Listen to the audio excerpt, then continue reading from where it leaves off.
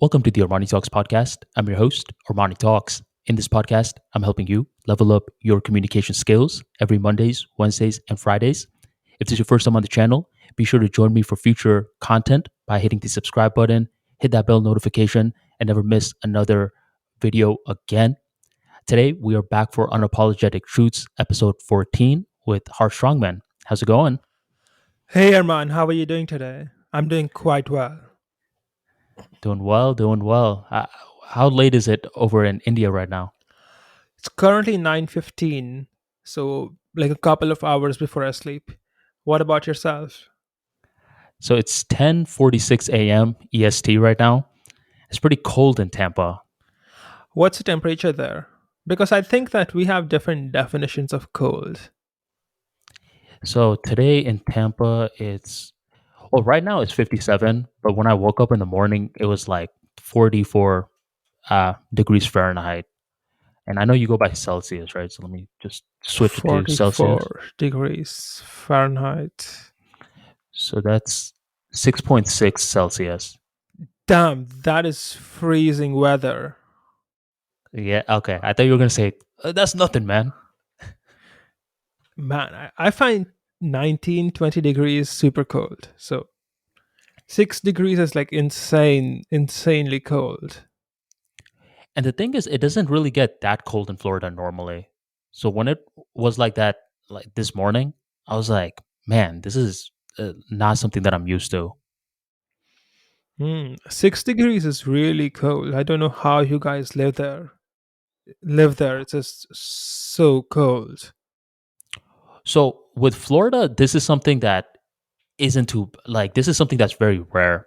But if you live in like New York, for example, that's where it gets really cold, where 44 degrees Fahrenheit is uh, at a certain time period is normal.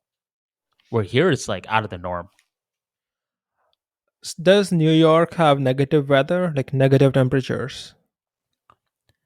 I think so. I think when it's snowing, it gets like that. I hear Canada is really, really cold. Oh yeah, I've never been to Canada, but I have relatives who mentioned the same thing.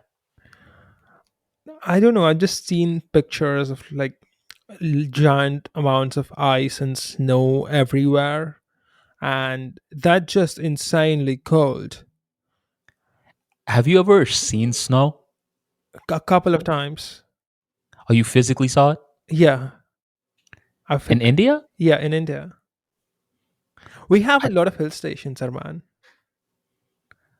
oh, okay. So is it enough snow to like make a snowman? Yeah, you can ski. In fact, I was skiing Oh, you terribly, skied but before. yeah, I've skied before, but not well. What they do is like in the tourist spots, they make a flattish area for tourists who are skiing for the first time. And these two guys, like you hire one or two guys, and they will accompany you, hold your hand, and like push you slowly instead of you skiing down a mountain, which is dangerous to do if you don't know what you're doing. How is it skiing? I heard it's like a full body workout, even though it looks easy. So I don't have enough experience to tell that because I skied once for like half an hour or 1 hour. And that too was like on flat area with the guy pushing me. Like he would push me slightly and the ice is so slippery that you just keep going ahead until the other guy stops you. It's kind of like, you know how objects in motion stay in motion? Hmm. It's like that when you ski on ice. Like some guy just pushes you from behind and then you just keep going because the ice is really slippery, so there's very little friction. And then until someone stops you or until you take that stick and put it in the ice again, you'll just keep going forever. Right, and you have to kind of switch like your feet positioning, right? I don't Like it's know. like I only skied for like a short amount of time. okay, yeah, because I mean, I saw like a cartoon on it where the guy was saying if you're making your feet into an A shape, then it stops it. If you make it into a V shape, it speeds you up, or it could be the exact opposite. Are you watching South Park? Now, I was watching Rocket Power. Oh, okay. Have you heard of Rocket Power? No. I've heard of South Park though, which has this episode on like skiing down a mountain where it's called French fries and pizzas. I think I know. oh, I think I know which episode you're talking about. I love South Park, by the way. It's a very funny show. It's a very, very funny show. So let me ask you a question. Have you heard of Family Guy before or Simpsons? I've heard of both of these. I think I've watched some of these clips on YouTube. Simpsons are the ones where they have these yellow people, and Right, Family Guys where they have this evil kid and the right, Stewie. dog. Yeah. So there was this debate that I saw on Facebook and Instagram where they were comparing the three: South Park, Family Guy, or Simpsons.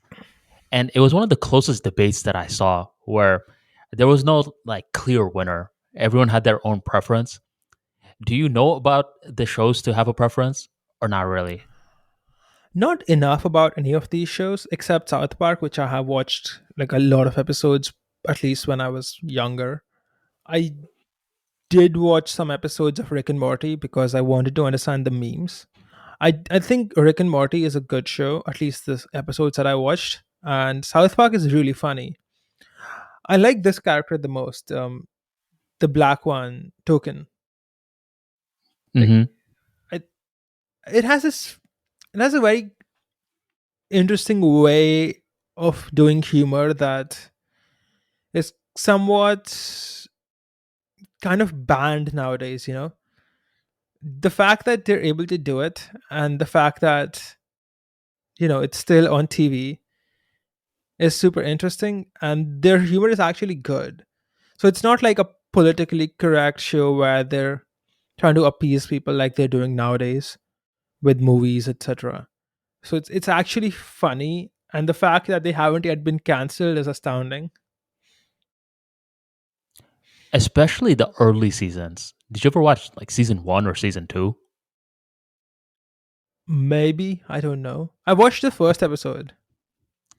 Okay, then you probably know what I'm talking about. Where in the beginning, South Park was completely unfiltered. And even nowadays, I mean, you actually do have a good point with that because it's one of those shows that you would think would be first up for canceling in cancel culture. And I think it's been around for what, like 15 plus years?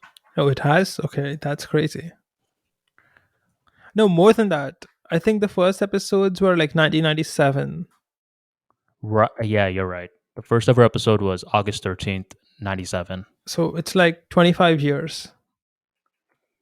Yeah, where Simpsons is more so in the middle ground territory from South Park and Family Guy, where it's not something that's too controversial, but it's something that's ingrained in culture at this point. I don't think you can just remove Simpsons from culture. I do know I don't really have a reference point because this is, I would say, mostly an American thing, and I've only watched like one or two episodes of The Simpsons on YouTube, and that was also just to get the memes that people keep shooting at me. They keep predicting the future. What? So there's this concept with Simpsons where there's so many stuff that happened in the shows like years and years ago, and it just so happens that they made a prediction for the future. I think one of them is Trump like winning. yeah, and I'm it's not just a Trump thing either. There's if you go on certain websites, you'll see a lot of predictions that they got right. How many episodes have they made so far? Because, if they're constantly producing content, then some of it is bound to happen. It writes 717 episodes. So if they're like doing interesting shit for 717 episodes, I bet like they would get couple dozen of them right.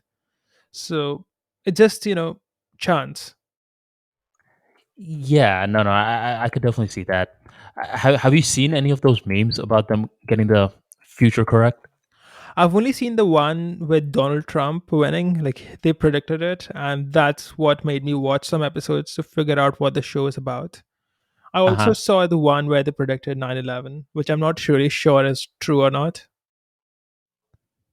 Right. Yeah. See, Simpsons isn't something that I could see getting canceled, but I wouldn't be too surprised if people make like an outrage out of South Park. I don't think these shows would get cancelled. I think over a long period of time, they would get pacified in the sense that they will just fire the original writers and bring some, SJW guy to write the show, and then it will become like shit. Like what they're doing to Lord of the Rings now, where they're introducing like new SJW characters and putting diversity and basically ruining the franchise. Oh, they're doing that with Lord of the Rings? Yeah, so I think Amazon or someone bought the rights to it, and now they're going to have black hobbits and gay hobbits or whatever. And like, why do you want to ruin the show? But they want to do it with everything, I think. And there's this website called 9gag which has these like memes, and it's not a very censored website, so people are actually communicating what they think over there. And you will often find people complaining about things like, they have these comic book for children, and the comic book is now about, say, protecting the environment instead of about Superman. So it's like, what? Like that's not fun to read. So they're ruining all of these, and it's just bad business from them for them, but they're idiots. It's kind of like what the Gillette group did a couple of years back. You heard about that? Mm-hmm. Where they I were thought that was marketing one. to women, right? Yeah, well, they made a commercial on toxic masculinity, Which is so and dumb. yeah, and the commercial is just so cringe. Where I saw it, I'm like, "What are you guys doing?" I mean, who is this message for? And it just didn't make sense. Yeah, it's like, if you are selling to men, then you being woke is like the dumbest thing you can do, okay? The dumbest thing you can do is be woke when you're selling to men, especially products like shaving razors or strength training products, because who needs shaving razors? These pussified men, they don't need shaving razors. They don't have enough testosterone to grow a beard. So who women don't need shaving razors for the most part. For the most part. So it's like, who's buying all of this stuff from you? Men. So why are you basically calling your customer base toxic? It's really dumb. The only time where it pays to be woke is when you're selling to women. So if I sold makeup, I would allow my marketing department to be woke, because that works with women. Like women, for example, like if you want to sell cigarettes, you remember how the old cigarette ads were? Like they would have this woman smoke, and they would act like this woman inhaling this cancerous substance is the epitome of women's rights and freedom. And women bought that, women loved it, and women would start smoking. So women love the whole wokeness and, women are free, women's rights bullshit. And that works when you're trying to sell something to women. Like if you were selling makeup or clothes or whatever to women, like, that's what clothes companies are doing. Like when they sell sunglasses, they show this really, brazen woman who doesn't care about anything else. And all the wokeness works with women, it doesn't work with men. Men don't give a shit. Like men, if you start showing, say, a brand where you buy a sunglass and then you become like brazen, men don't give a shit. Like men aren't going to become woke. The marketing only works for women. For men, you want to not be woke, you want to be based. Based Mm. works for men because men believe in that. Yeah, and I think one of the most important things is if things organically happen, that's one thing. But a lot of the marketing nowadays seems forced, especially with the whole Gillette thing. It just seemed like something that wasn't congruent to their brand. Yeah, I think that, I don't know why it happened for sure, but if I had to guess, I would say that the marketing department hired a bunch of morons who thought this would be a good idea, because these guys, they don't, nowadays, most of the woke crowd, they don't give a shit about business and things like numbers and money. They just have this agenda they want to push at all costs. So I think that Gillette made a mistake, but it's one of those things. All the demand that they lost will go to a different brand, which is good. They will learn their lesson, because people vote with their wallets. Mm. Do you ever see wokeness creeping into the LMM brand? No. I believe it. Like, I mean, you have a certain principles that you stick by. How do you recommend that, like, as a company scales, they try to navigate around the wokeness? I mean, if you want like a very broad market audience, then your best bet is self censorship. Just don't say anything.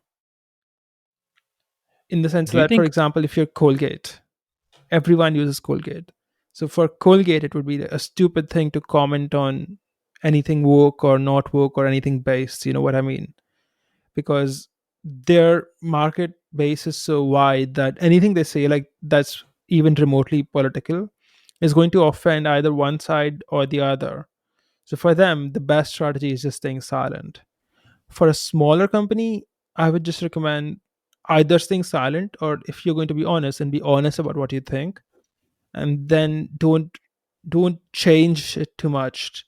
Like don't suddenly be like, hey, we're like a men's shaving club company and suddenly all men are toxic. Like don't do that. Well, that's why, I mean, I think we already talked about this in a past episode, but I think one of the big scaled companies that haven't done much wokeness, or if any, has been the UFC so far. And as of late, I mean, their popularity has been booming. Which company? UFC um fighting. oh, okay, the MMA company, right? Right, right. Oh yeah, because they're selling to men. You know what I mean? See, they're smart. Their audience is men. Women are not going to watch fighting. So being woke is not going to work well. On the other hand, for products which women consume, you will find them slowly becoming more and more woke.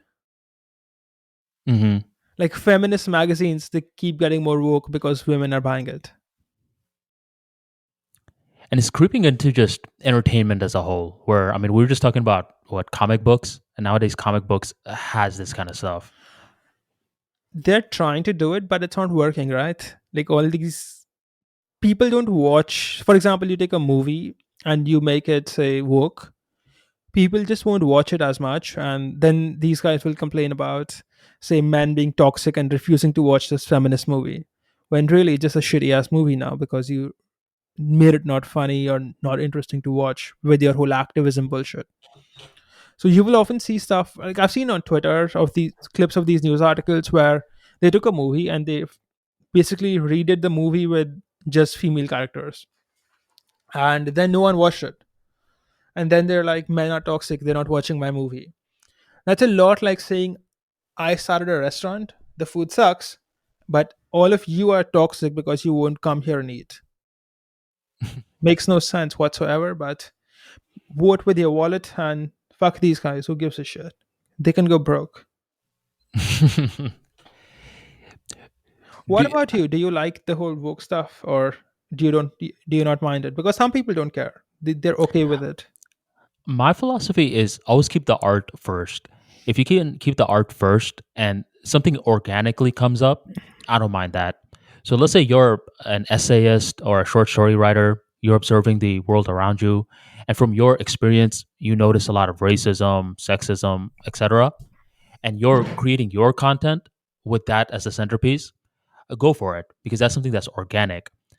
But on the other hand, if you're just like, all right, well, everyone else is talking about this and I need to do it, otherwise, it's not going to be a good look. That's when the organic nature just kind of seeps away.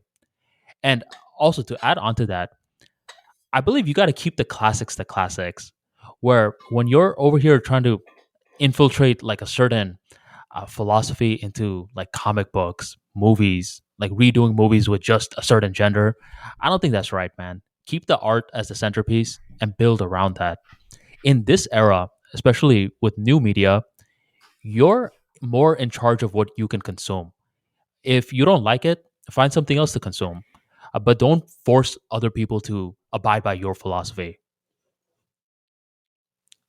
Agreed about that, especially keeping the classics, because have you heard they're going to edit 1984, the book?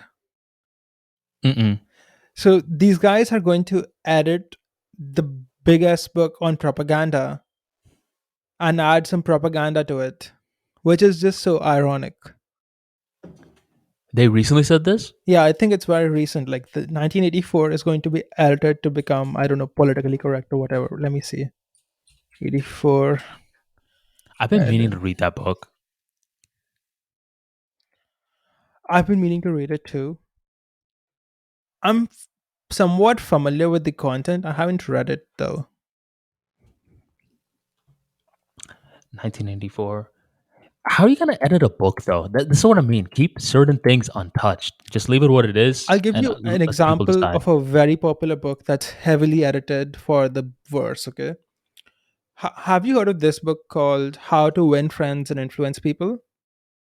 Hmm. So, this book's original edition has a lot of stuff which is politically incorrect now. For example, it has a lot of stuff for how do you deal with your wife who's nagging you? Or how do you deal with women in general? And a lot of these examples in the book, in the stories, these examples are men dealing with men because the book was about, it was meant for businessmen. But after the guy died, after Dale Carnegie died, his wife and his daughter, who were feminists, they decided to heavily edit the book.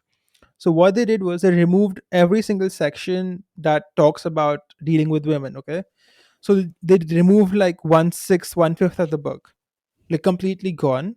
Then they edited the book to add female characters wherever they wanted. They made every single quote gender neutral, like he said this would become they said this, etc.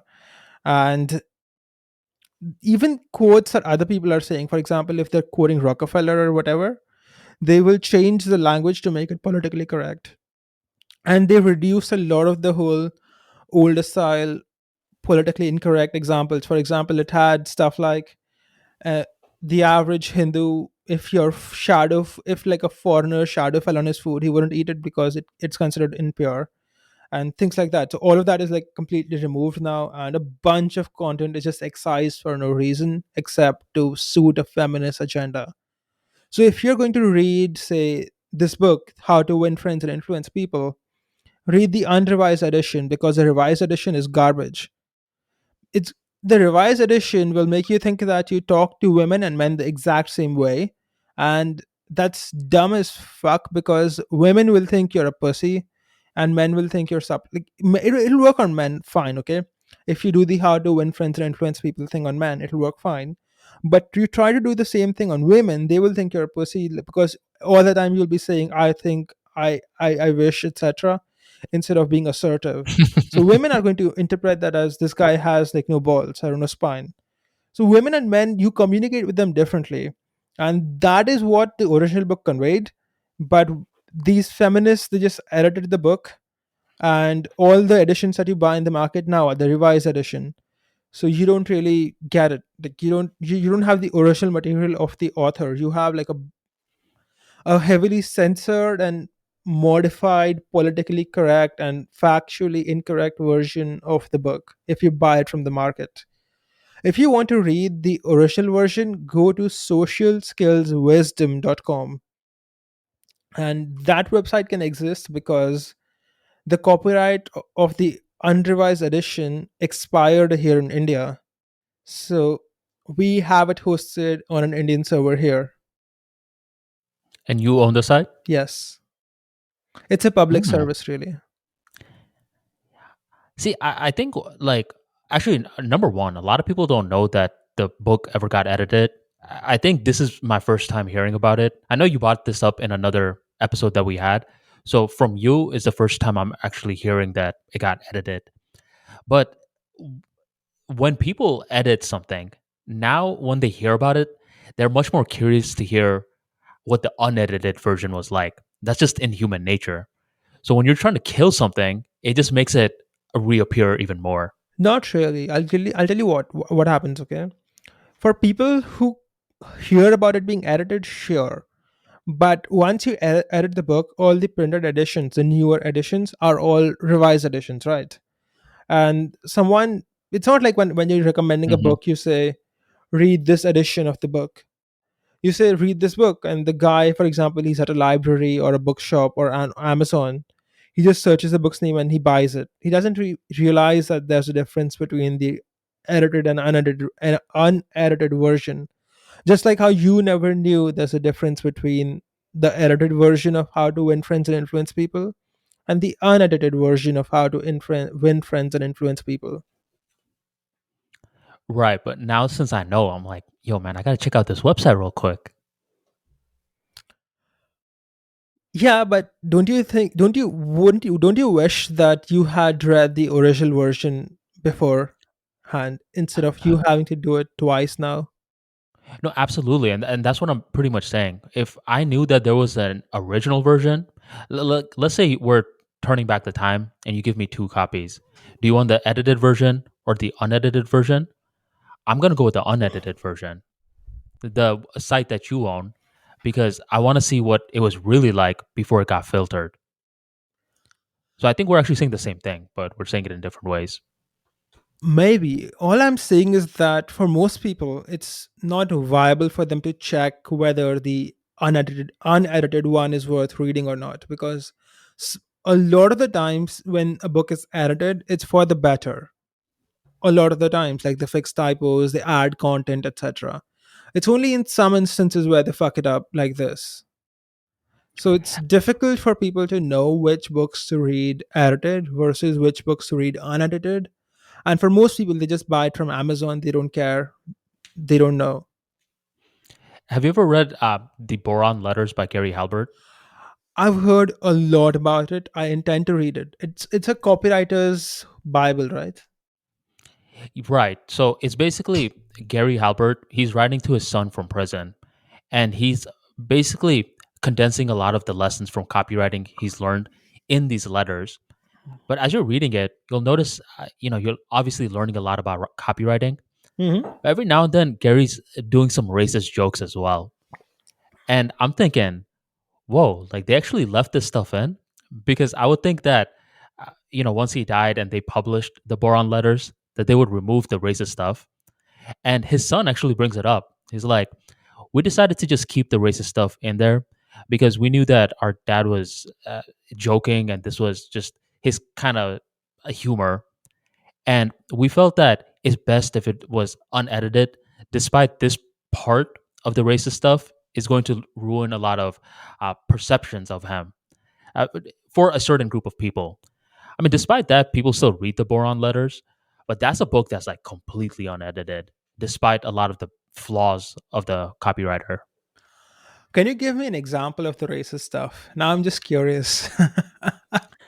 Man, I mean, there was one part where he was just like saying, like, man, I forgot the exact detail, but I think he was calling black people cheap. I think he uses the N word a few times, but don't quote me on that. I read Oh, this a you while can't back. call black people cheap. That's us Indians. We're cheap. You can't take that from us. That's our stereotype. Exactly. That's ours. Although, to be fair, what you guys call cheap, we just call being smart. I don't know if it was called cheap. I don't know if he said cheap, but I know he used the N word a few times or some derogatory remark, or you don't just call people that. Yeah, nowadays you can't do that. Like even here in India, you can't. Like you can, but no one. It depends on which crowd you're in. I do think that a lot of these older books tend to pull more punches and care just less. For example, I was reading a book. It's called Titan. It's the biography of Ron Chernow, and you will often find, say, Rockefeller saying things like, "I just won a negotiation with a Jew."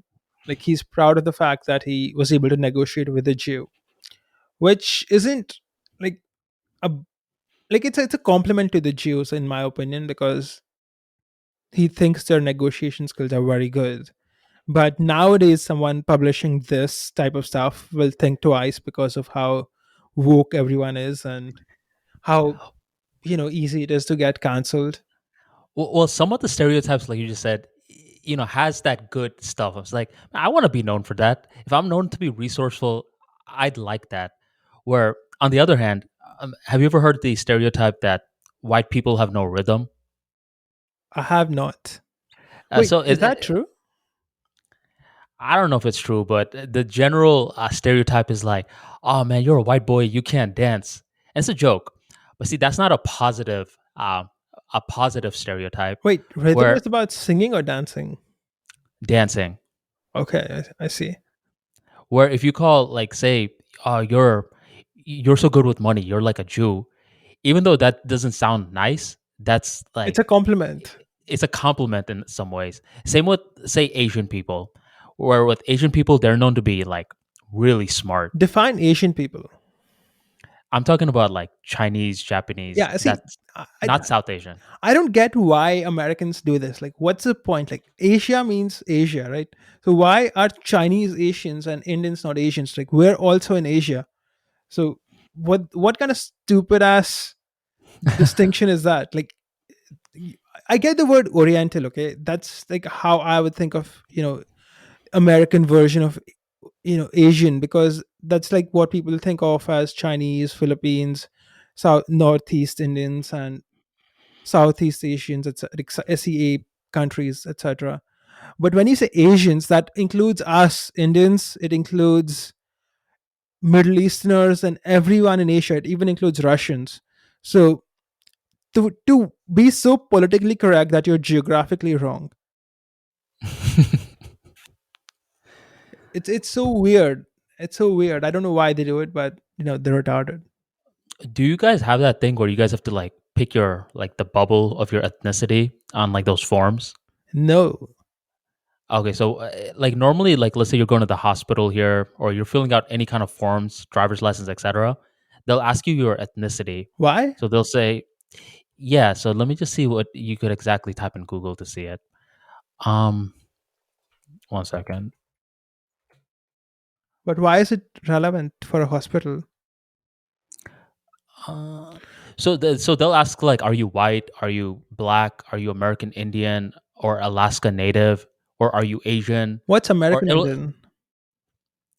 that I don't, well, that's like if you're like Navajo, like one of those Cherokee Indians, I believe. And then the Oh, they call them Indians? Aren't they like Native Americans? Native Americans, yeah. So in that bubble, it writes American Indian or Alaska Native, something like that. And Okay. then in the end, there's a thing called Other Asian, and uh, so that's like the section. So I recall whenever I used to fill out Other Asian, I used to have my classmates. They're like, "You're Asian?" I was like, "Yeah, I'm Asian." And if you like look even closer, it has examples. So they'll put Laotian, Thai, Pakistani, Cambodian, and they're like, "You're not Asian. Your eyes don't look like that."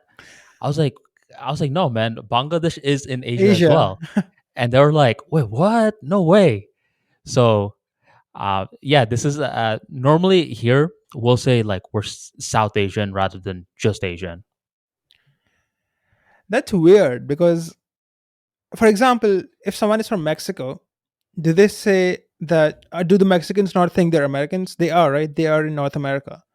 So it's not like just the USA is America. Like, North America is America, South America is America. So someone from Brazil is American, as far as I'm concerned.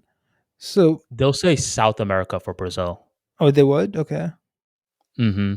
I believe. Hold on. Yeah, yeah, I think they say just South America because there's North America and South America. Yeah, but it's not just the USA. So I think that these guys just need to go back to school and learn a bit of geography, because if they think Asia is just China, then they're idiots. Like, Asia includes Russia, it includes India, it includes the Middle East, it includes China, Japan, Southeast Asia, and all of these other countries. So it's not just China and people with small eyes or Orientals or whatever. It includes everyone from Asia. That's what the term Asian means. Now, if you just want to identify people with smaller eyes, then you have to find a new term, because Asian is taken. Hmm. S- It is you. They're so woke that they don't understand simple things like this. Yeah, and the thing with this part, Harsh, is that this isn't even for like the woke people. This is just for a lot of people in general. Because the thing with the US is that it's such a melting pot where sometimes with it being such a melting pot, the language just evolves as a whole as well. Where a place like India, it's like what, like 95% Indians, and like do you often see like white people, black people there or Spanish people?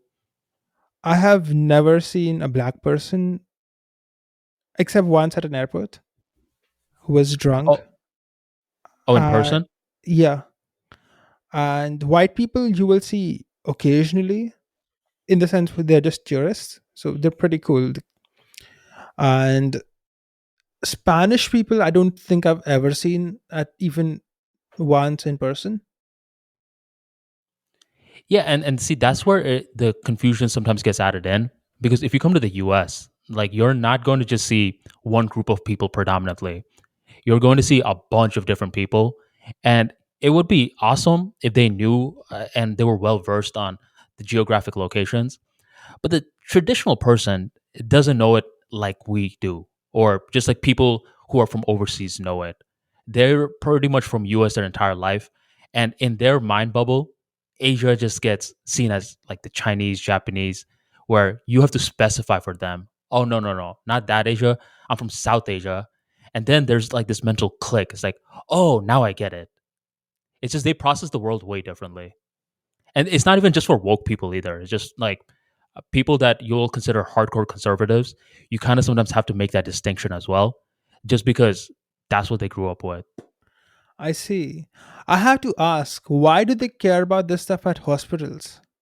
Like, do they not treat you if you're, like, say, a certain race? Like, if you're Indian, we're not going to treat you, or what is this? No, They charge more or something? no, they don't charge more. It's just for documentation purposes. I mean, this is something that now that you bring it up, I can't even articulate why they do it because it's such a norm for me. Like when I first came to like elementary school, we've been doing this where like if you go to a traditional American and you show them like a typical form that they fill out, their ethnicity, like those bubbles, are pretty much just autopilot. So What? it's yes, it's just for documentation purpose. It's not like racist or anything like that. That's weird. I don't think I've ever filled any form that asked me what ethnicity I'm in. Like, Well, dude, ever.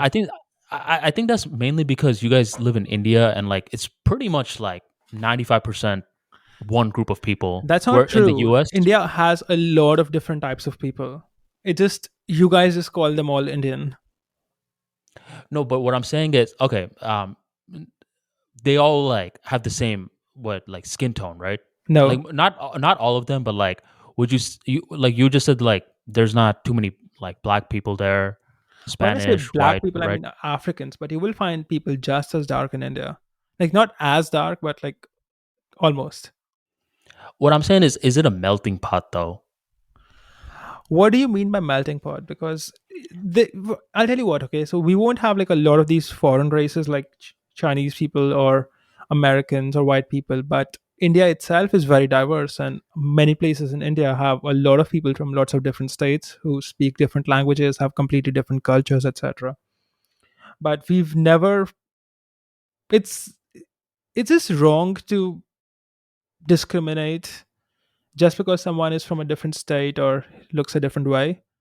And it's just weird, in my opinion at least. Maybe it's just our culture here, but why would a hospital need to know which ethnicity you are unless you're doing something like a bone marrow transplant? It makes no sense. So it's just Yeah, separating people for no reason. well, I don't like see that's where I think we differ. Where like place that they ask you that is like the same place they'll ask you like how old are you or when were you born. So I think that's where the disconnect is happening, Harsh. Where like I mean personally, if you were to ask me like why do they include that, I don't know. Like I think it may be for like something documentation related. But what I'm trying to say in terms of like US being a melting pot is that if you go down my neighborhood right now, Hmm. you'll probably see like one house with like straight Indians, another house with straight Russians, another house with like African Americans, another house with like, people from Japan, where when you have that much of a melting pot, and I think, with the US at times it does become a punching bag where people are like, oh man, like you guys do this in a certain way, you guys do that in a certain way. That's not right. But when you have this many different diversity in the US, it's a miracle in some ways where we are capable of constantly bringing in new people and, still having opportunities for them where there are certain different protocols that occur. And I mean, personally, I don't know about the whole ethnicity thing, but I think there has to be a reason as to why that's added in. I can't think of any reason, to be honest with you. And I will say that what you're saying, that the US is a melting pot, is because you live in the US that you're thinking that way. If you go to, say, other diverse countries, even in India here, it's the same way. You move down the street, you will meet lots of people from lots of different states who have completely different cultures. And when I say completely different, I mean completely different. They speak different languages, eat different types of food, have different customs, different ways of living. So you don't have to be from a different country to be diverse. Like, you can just be from a different state in India and it's completely different. So India is a melting pot in many ways. It just, I can't think of any legitimate reason why you would need to fill out forms with your ethnicity. Like, the only time I can think of that being relevant is, say, if you are undergoing a medical procedure where that matters. Like, I hear Hmm. that if you want like a marrow transplant, it needs to be from the exact same ethnicity or something like that. So that I can understand, but it's just a weird requirement to have, like asking kids to like fill out your ethnicity. Like, who cares? They're kids. Right. It was actually funny because on my website, ArmaniTalks.com, there was this consultation form that I had. And I believe, like, in my initial one, like, there's like a default one that it comes with. I'm trying to see if I still have it. So I don't have the ethnicity form nowadays, but I remember I did. And it's funny because, like, it's like a default part where it just comes preloaded in the WordPress, like the template Hmm. generators. But I actually am Googling it, where I think I'm gonna have to do some research. But there are other questions as to, like, why people ask the ethnicity on those forms. So now you got me curious as well. I wonder if it's just your government trying to collect data of how many people there are of each type and see what type of ailments they have, maybe. Like, if you're black and let's say that black people get less fractures than white people, then what could the reason be? Maybe black people are eating something different or whatever. So maybe that could be like a data collection thing. Yeah, and there's a lot of these, like, analysis that normally, like, comes up where they'll say, like, this particular group has this particular test score and this group doesn't. And you know how it goes. I mean, there was this book that you recommended a while back that said that you could use numbers in order to paint certain narratives. Ah, So yes. I'm gonna have to do more research on this, but this is one of the good reasons, Harsh, where it helps that we're from two completely different backgrounds, where something that, I think to be a norm is something that's outlandish for you. And sometimes the vice versa, I'm sure, happens as well, where you're saying something that's like completely norm. I'm like, wait, why does that happen? So this is actually a good lesson into social skills as well, as to why you want to have friends in different cultures and different walks of life, is because you have more of a paradigm of understanding. It's actually pretty interesting what you mentioned because I've seen all these social media posts lately about, say, diversity is important. And it's somewhat true, where diversity of thought does have some advantages. But the way people do it in real life is that they find a bunch of people who think exactly the same way, but they look different. Do you know what I mean? Mm-hmm, hmm. So if you want a true diversity, then you also have to have people who think diversity is bullshit. Because otherwise, you don't have diversity. You just have a bunch of people who agree on the same thing.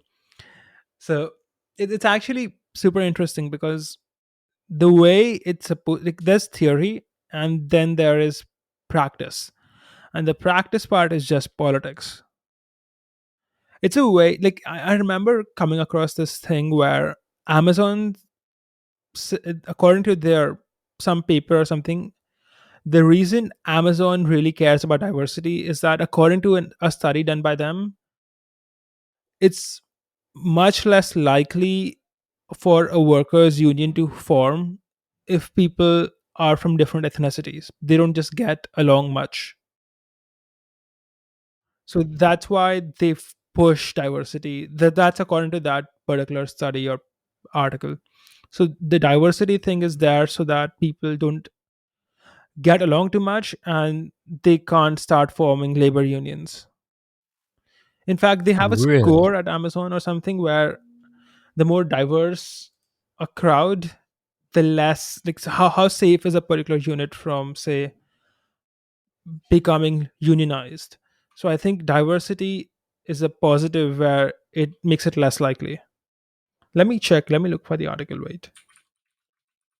See, I could actually see a case for that because that's what I call primal communication. And I believe I told you the story like of me and my master's degree where there were like these different groups of people and we all just formed with our tribes. Did I ever tell you that? No, do tell me, please. Yeah, it's basically where there's the white kids, there's the Indian kids, Asian like Japanese kids. And I just recall just whenever our teacher would say form your groups, we would just naturally gravitate towards our groups. And let's say there were like no other like brown kids in the area, I What? just yeah, and this is something that What just kids? naturally brown kids What does that mean? uh, they see Oh, Indians. um Okay. right, we would just naturally form the entire foreign group. So this is where it was just like something primal. It's not something that we put much intellectual thought into. It just happened. Hmm. Yeah, I think that plays a role. People tend to trust and like people who look like them. It's just, this is science. I'm not making this up. This is actual science where they've done studies where people will trust people who look like them and distrust people who look completely different. It's just how humans are made by God. By the way, I shared an article in the chat. We can put that in the description as well. So this is the article that I mentioned that says how Amazon is trying to reduce unionization. So it says leaked internal documents from Amazon owned Whole Foods reveal that the company rates their stores using a diversity index and determine that the threat of unionization is higher at stores with lower diversity. So they have this index on diversity, and basically, the more diverse their stores are, the less likely for them to have like a unionization threat. I think that's a big reason why they care so much about diversity. It doesn't have anything to do with diversity of thought. It just separates people enough so that they don't have to worry about unions, which I don't truly have a problem with, But I think unions are a bunch of people who are just trying to work the least and get paid the most. So it makes sense to try to stop unions because it just makes business less profitable and less efficient. But it's super interesting the why they do it. It's so interesting because the reason that is said and the reason it actually is completely different. Mm. See, I don't think anyone would think. I mean, like I'm reading the article right now, and it's interesting. I'm actually just going to post it before I talk more about it. It's going to be the informationliberation.com one. If you guys are checking out the description box right now. So let me ask you a question again, because Mhm. this is kind of going back to what we were talking about. You mentioned that there's diversity in India, like in a good amount. A So very good amount.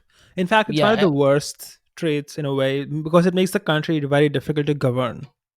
well, yeah, and that's what I was gonna say. Where before we like talk about the diversity, let's just talk about like what we mean by diversity. Are you talking about like different sectors within India, or like do you see like Russians and university, for example? So let me tell you a bit about the history of India, okay? India historically had a lot of different kingdoms who evolved separately in a way, although we were all Hindus. So a lot of these different kingdoms, they had their own customs, their own traditions, their own languages, their own ethnicity of people. They were like different people. And what happened with the British Raj is that they kind of conquered all of India. And then when they left, we had a, basically all of India under one rule, but people held on to their tradition, their languages, etc. So every state in India has a different language. And India has 30 states. I don't know the exact number. I think it's 29 or 30 because I think they just increased one state or two states. Let me check how many states in India. Okay, it says 28, but I think it's 29 now because they made a new one. Okay, let's go with 29 and 7 union territories. So India has 29 states, and every single state has a different language, and it has different customs, it has different traditions. So you can think of them as like 29 separate European countries. That's really what it's like in many ways. Like you have France, you have Portuguese. For someone in China, it all looks like, say, one country because they have like very similar culture in a way, but they're also different in their own ways. So that's what Indian states are like. Like they're different, but they're also a part of the same group. So India is like a melting pot, but from the outside, it looks one. Got it. And from the internal, like the dialects, the customs are diverse. Yeah, so we also have a bunch of identity politics and, in group conflicts, etc. And isn't it the same thing also with Hinduism, where there's a lot of different customs within Hindu? Yeah, Hinduism itself is a very decentralized religion in a way because you go to like 10 different places, you will find 10 different versions of Hinduism with different rituals, with different stories, etc. So it's like it's the same religion, but it depends It's on where practiced you in are different ways. located. Yeah, it depends on where you're located because some places say follow a particular text, the other places may follow a different text which is based on the same, say, mother lode. So for example, if you take the Ramayana, there's different versions of the Ramayana. There's like the Valmiki version, there's different versions in South India, etc. So all of these versions have like different stories, although the basic structure is pretty much the same. So it's like different flavors of the same ice cream in a way. I do know somewhat about that, where, I had two buddies who both said that they were Hindus, but they practiced it in different ways. Where one was more devotional, he did the kirtans and all of that, while the other one did more meditation. And they both identified as Hindus, but their practices were much different. The kirtans and everything is like an interesting thing, to be honest, because that's not actually, in my opinion, like not really a part of Hinduism per se. Like it You is. do kirtans? No, I don't. It How is. about you? How about we explain what it is for our non-Hindu listeners? It's like devotional singing, right? The concept is that singing about God is going to, say, put you on good terms with God. Like that's the simplest way I can put it.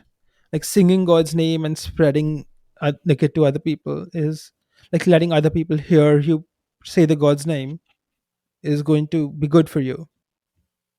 It's going to make God bless you or whatever. That's like the oversimplified version of it. But that's, in at least from my understanding of Hinduism, and I'm not an expert, that's not truly a part of Hinduism. It's just something that people started doing.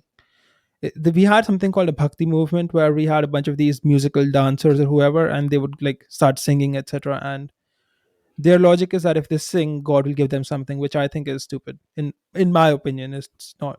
Just doesn't sound right. Like God would be a really terrible businessman if he just gave stuff to people who are singing.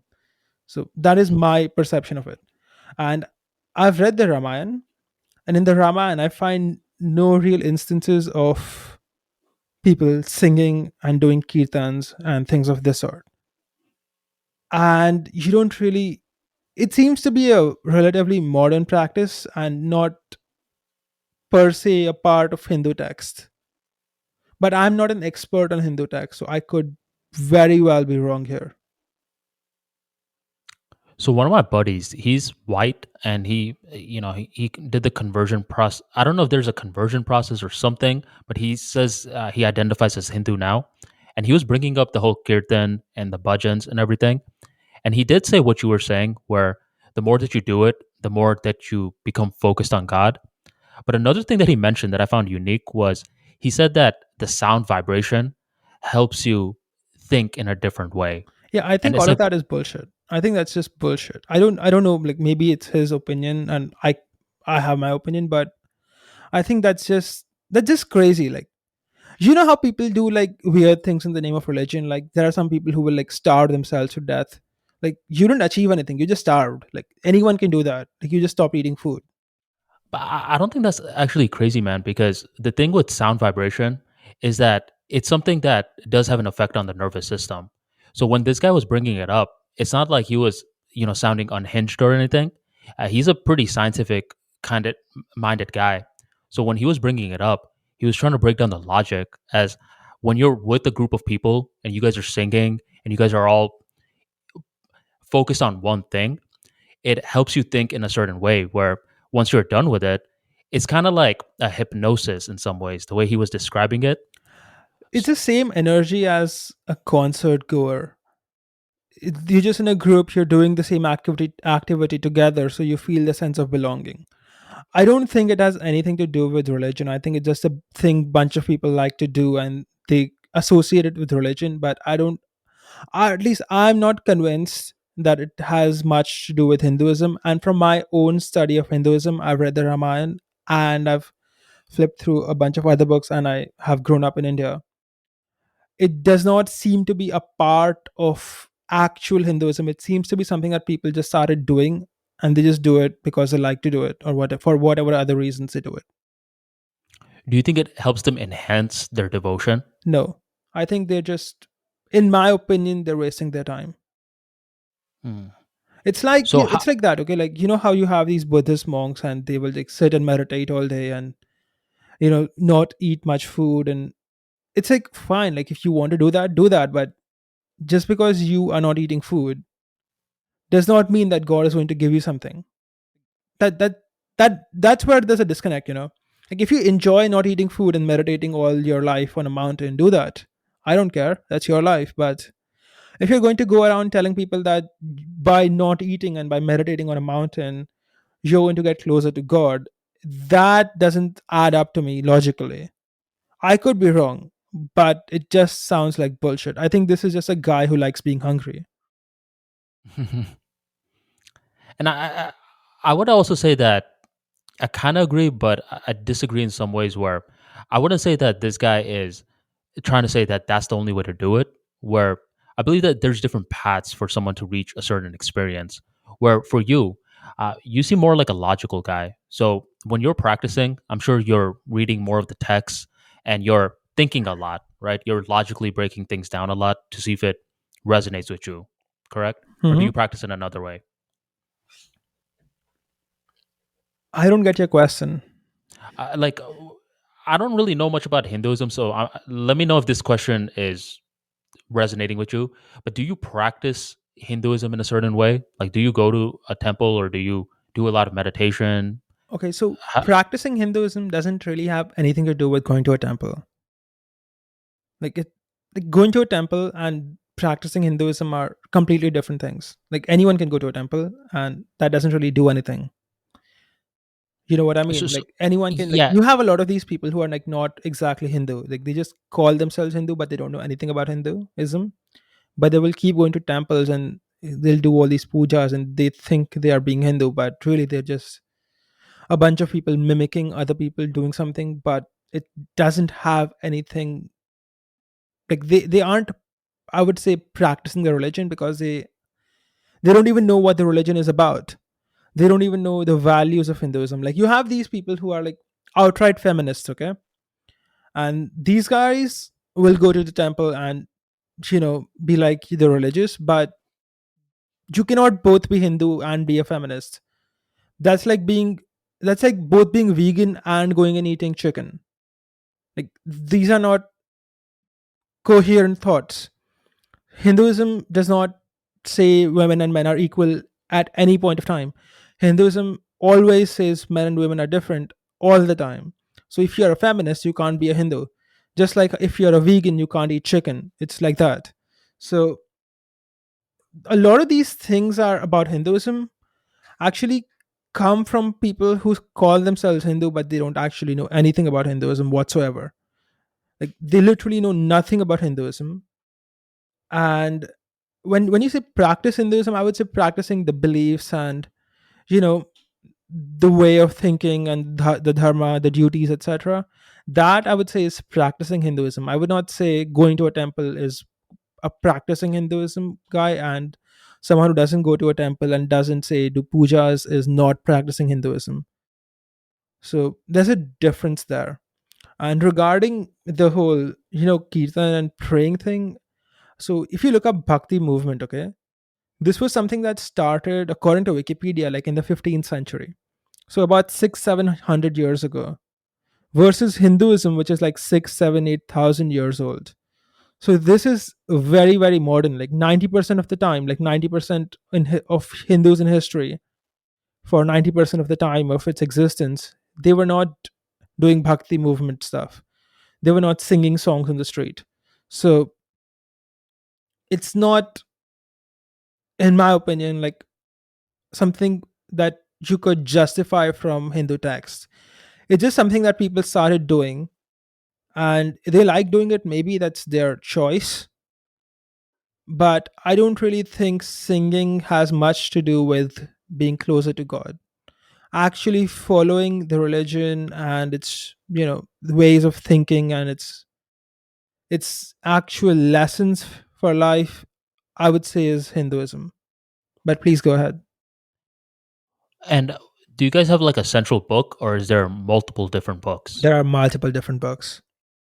So the oldest, most important books are the Vedas. Then we have the Upanishads. Then we have the Puranas.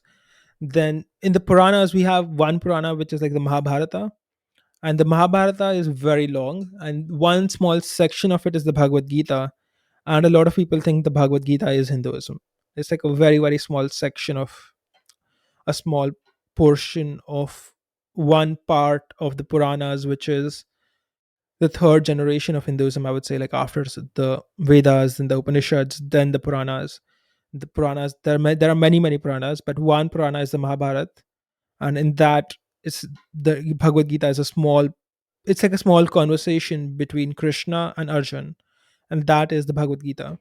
So a lot of people in the West think that Bhagavad Gita is the core Hindu text, like the Bible, but really it's not. It's a very, very small portion of Hinduism. Hinduism has a lot of books. Hmm. Do you read the Gita, or do you read the Ramana or Ramayana more? So they are not like a book you would like repeatedly read. I have read the Ramayana and I have gone through most of the Gita. Although when I read the Gita, I read it when I was much younger and I didn't really have enough life experience to understand all of it. I will read the Mahabharata at some point in the future. So I think that will give me more context to understand the Gita. Because the Gita is really just a small conversation between Krishna and Arjun among a big story of the Mahabharata. So just reading the Gita without knowing the story of the Mahabharata is it can't give you the full picture. But I'm kind of out of my league in this conversation because I'm not an expert in any of this. I'm not an expert in Hinduism or Hindu texts. These are just my own thoughts and observations with dealing with people and growing up in India and, you know, being from a Hindu family. Like if you ask me, like a lot of the things that people do to call themselves Hindu are just not rooted in Hindu texts or Hindu philosophy. They're just something people like to do or they've heard and watched other people do, and they're just mimicking it, like singing. And come on, like it doesn't make any sense if you think about it. It's just that it's what they've been taught as a kid by their parents, so they're doing it. So did you ever do any of that, like at all, like puja, kirtans at all, or you Every just once in a stopped? while you get forced by a family, but it's not something that I think is legitimate. Because if you study the history of the religion, you will not find it there like before a certain period of time. Like before the 15th century, the whole bhakti movement thing didn't exist. It's something that came. It's very recent. So all of these the religion changes over time. I get it, but s- it has to improve and not like become a thing where you just are wasting your time. Like for example, you take a lot of these olderish. I don't know much about Buddhism, but it has a lot of these practices where people will say spend most of their lives just meditating and not eating food. Like Buddha was like, I think he fasted for many days. And a lot of religions have a lot of things which don't make sense. Like, how is not eating anything for 15 days helpful? How is that helpful? Like, tell me any reason. And for example, like, let's take Buddhism for example. Buddha got enlightened, right? Mhm. And then all of you have like 1 billion Buddhists also following his teachings for thousands of years, I presume. How come no one else has gotten enlightened? They've all been starving themselves and singing the songs or whatever. How come no one else got enlightened? That's an interesting question because I can't be a Buddhist until I see some success rate. What if they have gotten enlightened and they just haven't How talked come about it? there's no so there's like a billion followers of Buddhism? How come there's not a second guy who ever taught about it? That doesn't add up, mathematically. Like, I get like some guys got enlightened and they didn't want to talk about it, but you have a billion people trying. So there has to be a bunch of other people who said, "Yeah, I got enlightened." So where are those people? So hypothetically, let's say they did get enlightened. What happens next? I They don't teach know. about it, right? I don't know what I don't even know what they mean by the word enlightened. All I just keep hearing is that Buddha got enlightened. What does it mean? I mean, I'm probably the wrong guy to ask about this, but I don't honestly, man. I'm very curious about like the Eastern way of thinking and understanding more about it, but I am not the kind of guy that like knows much about it. Where I could give you like a thesis paper on it. I just understand like little dots of what I've heard about the philosophy and the religion, and I don't even know if Hinduism and Buddhism are religions. Are they? Aren't they more so like a way of life? Hinduism is a way of life, but lately it's become more of a religion with the whole bhakti movement and singing songs and things like that. It's become more religious and less of a way of life because the average Hindu doesn't live the way of life of Hinduism. He treats it like a religion where it's a separate thing where he goes to the temple every once in a while and does a puja for his house or his car or whatever. And it's just something that it's very superficial. He doesn't really care about the religion. He doesn't know anything about it whatsoever. And so it's the modern version of it is definitely a religion, not a way of life at all. For Buddhism, I think that Buddhist texts are severely lacking in a lot of, say, if you take, say, the Bible or even the Quran or Hindu texts like the Puranas, you will find lots of stories that's supposed to give you wisdom and you know teach you about life. But Buddhism seems, in my opinion, a little too prescriptive. Like, we have this eightfold path, you follow our system, and then you become enlightened. So it doesn't seem to be very philosophical, it seems to be very prescriptive. Like, you do XYZ thing and you will get this. Like, follow this path, eightfold path, and then you can expect to get this result, which is really, I don't know what to call it, because I would not exactly call it a very philosophical way of thinking, because it's not. I mean, it seems like it's more so like a practice to teach yourself how to be accepting of the change in the world. From what I understand, the concept is that in Buddhism, I'm not an expert on Buddhism, by the way, either. So, but this is just what I know because I know a couple of Buddhists. The concept is that Buddhism thinks that life is suffering, and the only way to stop suffering is to desire less. So, their system of the Eightfold Path is a way to reduce your desire. And I fundamentally disagree with that. I don't think life is suffering. I think life is amazing. I like living. I want to live longer. One of the things I really care about is, you could say, things in medicine which help you live longer, healthier, and ideally stop aging so that you can live forever. So that's something I really care about, life extension and things like that. And I disagree fundamentally with the premise that life is suffering. I don't think it is. I think I like it. I like living. I like waking up in the morning. So I don't see how life is suffering. I disagree with them fundamentally. But I think the concept is that they believe life sucks and life is suffering, and they're trying to reduce desire so that to make it better. On the other hand, I believe that if you have desire, fulfill it. You'll have more desire, fulfill them too. It'll be fun. Hmm. Yeah, I mean, if you ever, find some good resources on Buddhism, send them my way because, I mean, I'm definitely out of my league on this one because I don't even know the right questions to ask. So, I mean, yeah, I don't know much about Buddhism. Yeah, I don't know that much about Buddhism either, and I'm not an expert on Hinduism. What So I what I will tell you is this: where I have seen a lot of successful people get practices from Buddhism and bring it into their line of work. And one example is heard of Nike, right? yeah, the shoe company. Yeah, like the CEO or the founder, Phil Knight, in his book Shoe Dog, he talks about the Zen way of thinking and how you got to view life as this big network rather than thinking in linear ways too much, right and wrong. You need to unlock acceptance thinking, and he talked about how this form of philosophy, and I think he also did some practices, helped him in his career as an entrepreneur.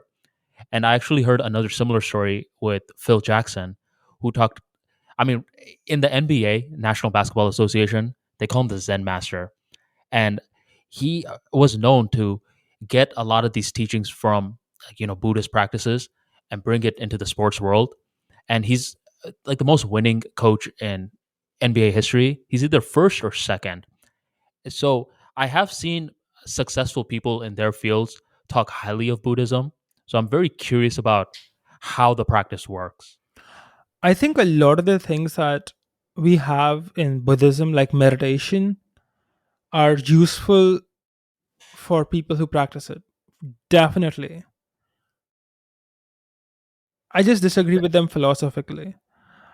The same with the whole bhakti movement thing, okay? I think that singing in a group maybe does bring people together. I just don't think it brings you any closer to God. So it's the end result that I disagree with, not the benefits of the practice. You know what I mean? It, well, yeah, I kind of get it, but not really because these kirtans aren't they the song of God? Just out of curiosity, A, or they have a lot of teachings of God in it, right? some of them, yes. So that, for example, if it's a way to spread knowledge, I get it. I agree with that. But to think that you singing a song is going to make God like you more is stupid, in my But I don't opinion. know. I don't know if it's only about. I kind of get like if you're just saying it's like for them to like you, like I don't know much about that. But the way that I was hearing about it, like when you sing in a group, I know for a fact that like song has a certain role in our nervous system. Neuroscience and these sort of research are proving that where sound plays some role in the subconscious mind. So I was thinking that there was like some science behind it as well, where I don't think it's completely unhinged, from what I've heard at least.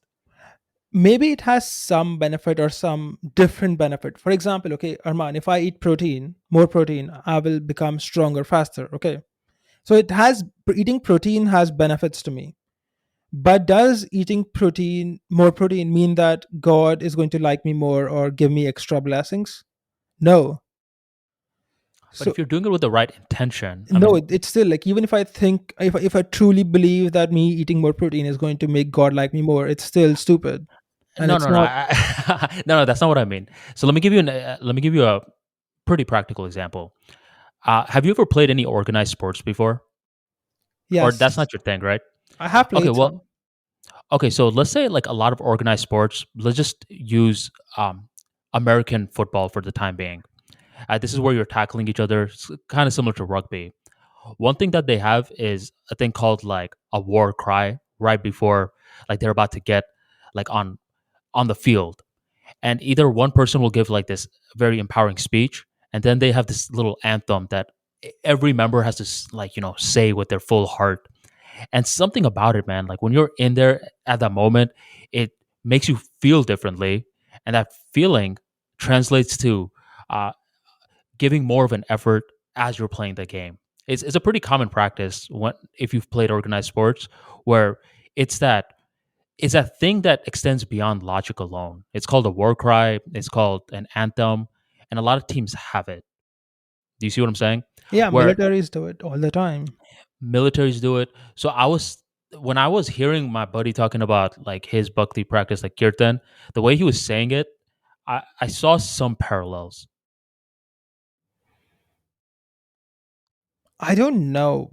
I don't so I want to preface all of this by this is just my own experience and my knowledge of what I know about Hinduism. I'm not an expert on any of this, but from what I know, the reason why people do all these pujas and kirtans is that they think that life has reincarnation. So, for example, if you, for any action you do, you get like sin or like some blessing, and if your sins outweigh your blessing, you are born again into the on the planet. And if you are, say, someone who's very good and close to God, then you attain salvation. That is, you become free from the cycle of birth and death. The concept is that by doing all of these songs, you are helping yourself become free of the cycle of birth and death, in the sense that God is liking you more and he's going to free you of the whole cycle of being dying and being born again on the planet. So Mm. that is my understanding of why people do this. Not not for the sake of unity. They do it because they think it's going to help them achieve this religious goal. Right, like remove some bad karma. Yeah, something like that. And that doesn't make sense to me, because just because you're singing a song does not mean God is going to like you more.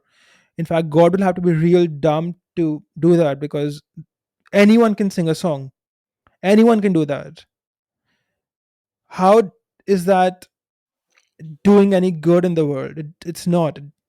It's something that just people started doing a couple hundred years ago, and then their parents taught their children, who taught their children, and you have a bunch of people who know nothing about Hinduism just singing songs, and it is how it is. And would you say in India that's the most common practice, It is or very, very common, okay? especially nowadays. Because nowadays people don't even know the stories of Hinduism. They don't even know the basic stories of what the gods did, what they accomplished, etc. They're just singing songs, literally just singing songs with the and most of these guys can't even understand the song. Like, they're just repeating the syllables one after the other. They don't know the meaning of the song because the language is different. So, if you ask me, it's just a giant waste of time. And your buddies, do they practice that or not really? They all do it. It's just one of those things that you wouldn't like tell anyone in person, because they're just bad social skills. But it is what it is. Hmm. It's literally the equivalent of someone who thinks that, say, being a better dancer and then dancing at a particular location is going to make God like them. It's not. It just isn't factual. It doesn't make sense to me. Yeah, I mean, see, that's the one thing with Hinduism and Buddhism. What I'm starting to see more is that there's I can't even ask the right questions on it because I'm very new to the field, and I'm using our interaction right now to learn more. And I know you're even in the beginning stages of your learning process, so Mhm. I'm very curious about learning more about this field. How is it like in Islam? Well, with Islam, I mean, there's certain practices that you know are there, and it's mainly about repetition and understanding the narratives as well, and understanding the truths from your perspective. Growing up, we have a central place of the mosque, read Quran, and That is the it's Mecca not as or Medina or something. it's not as decentralized as Hinduism. In what way? So it's like Muhammad wrote a book, or the Quran, and that No, is no, the. Muhammad didn't write it. It was a revelation, and that's what the Quran is. And what I mean by that, it's not as decentralized. Is that you know traditionally, like if you're going to different Muslims and you're saying like what's the practice like? What do you do? There's a general understanding of like this is how it's done for Muslim. While if you go to like Hinduism, where you said that there's like more decentralization, I know that there's like some paths like Gyan Yoga and Bhakti Yoga where like sometimes they could be much different. So that's what I mean by decentralization. There's different ways of practice, where for Islam, it's traditionally similar methods of practice. But then again, let me just preface all this by saying that I'm still learning more myself. I wouldn't say that, I'm like this guy that knows everything regarding the religion. I'm still in the process of learning more in this age of my life. Hmm. I think Islam has the whole bhakti movement type stuff, right? You have a song that is sung 5 times a day. I think it's It's called not, Nazam. no, yeah, yeah. I mean, that's more so like a surah that like lets people know that it's the time for praying. One thing that, I'm just doing a quick little transition where personally for me, like I've predominantly been raised with logic, with science, technology, mathematics, etc. A big part of my life, and a lot of people in my field don't take religion or the role of it in terms of culture seriously.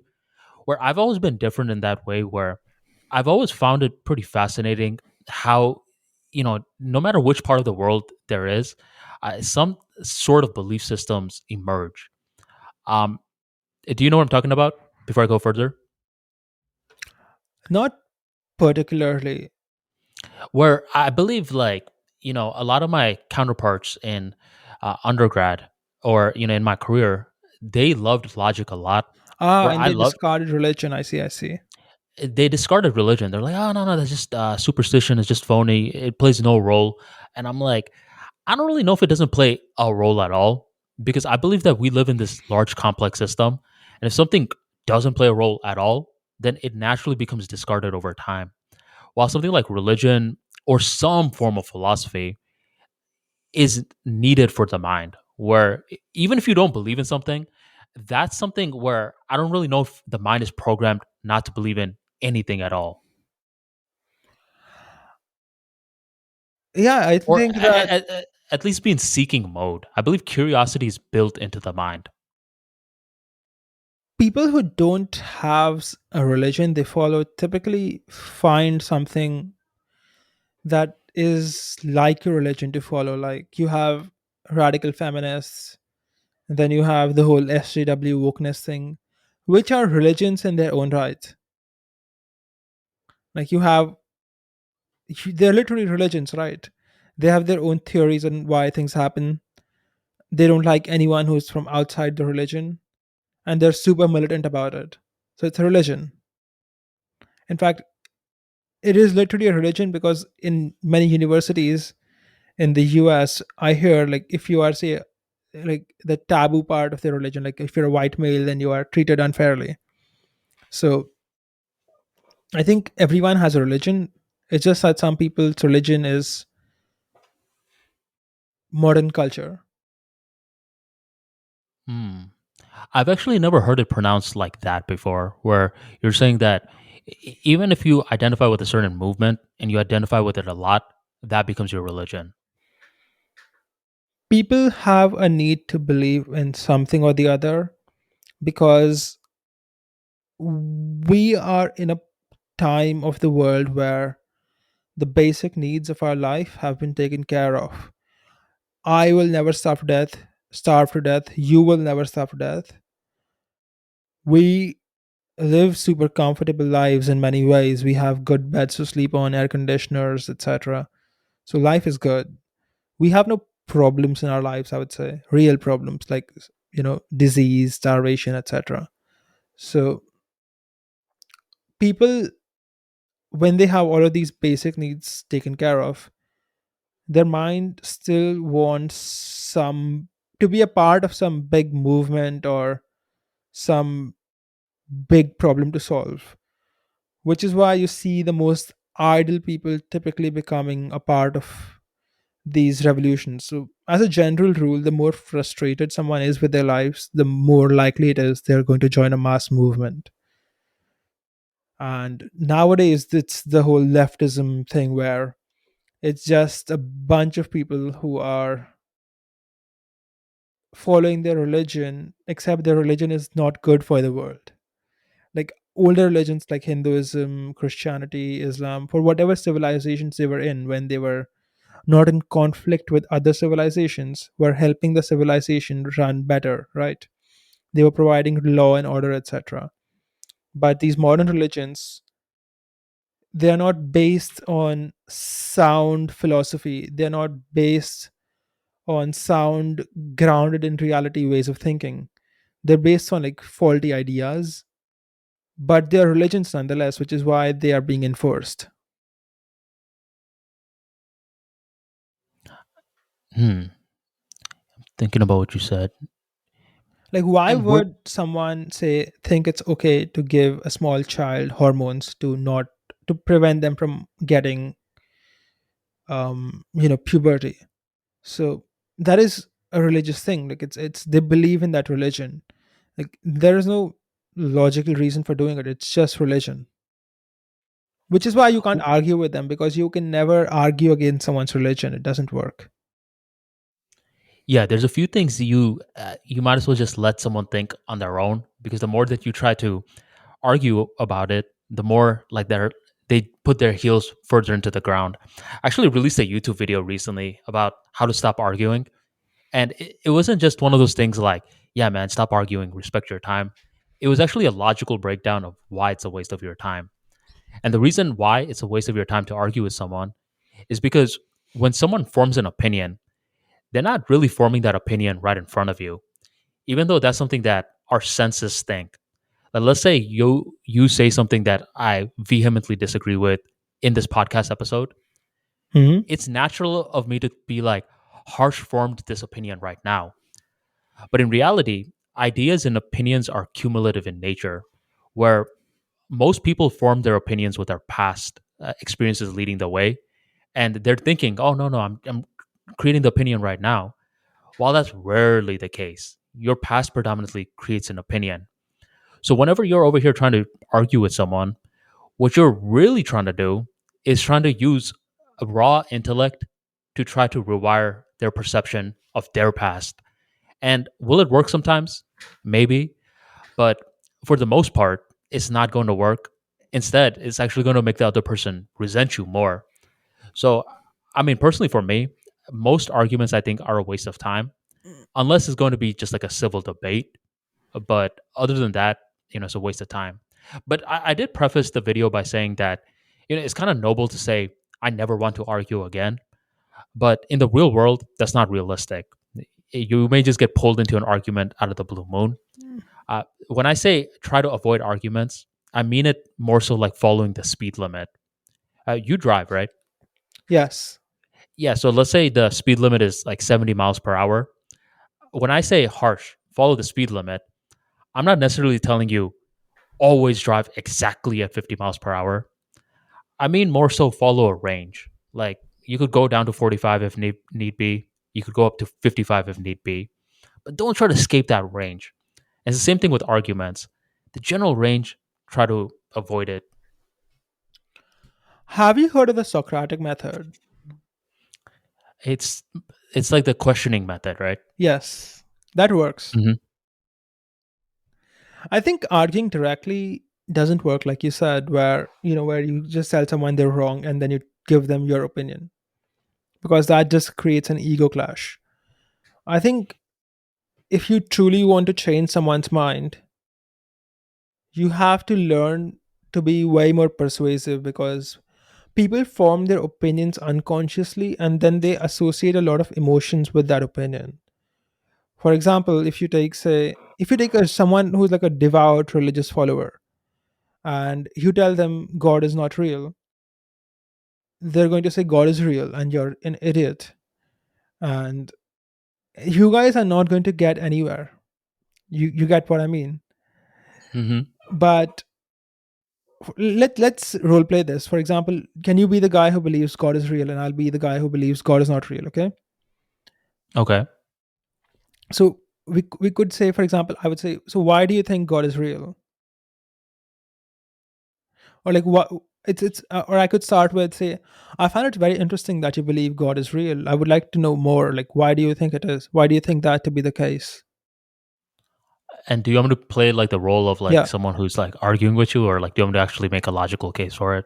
No, so this is we never get to Just the point of an argument. For example, if I want to convince you God is not real, I will not start a fight with you. This is how I would do it. I would like ask you why you think God is real. oh, okay, okay. And do you want me to give a response or just you Sure, want to give me keep a going? response. We can try that. Um, oh yeah, just because of for every created, there's a creator.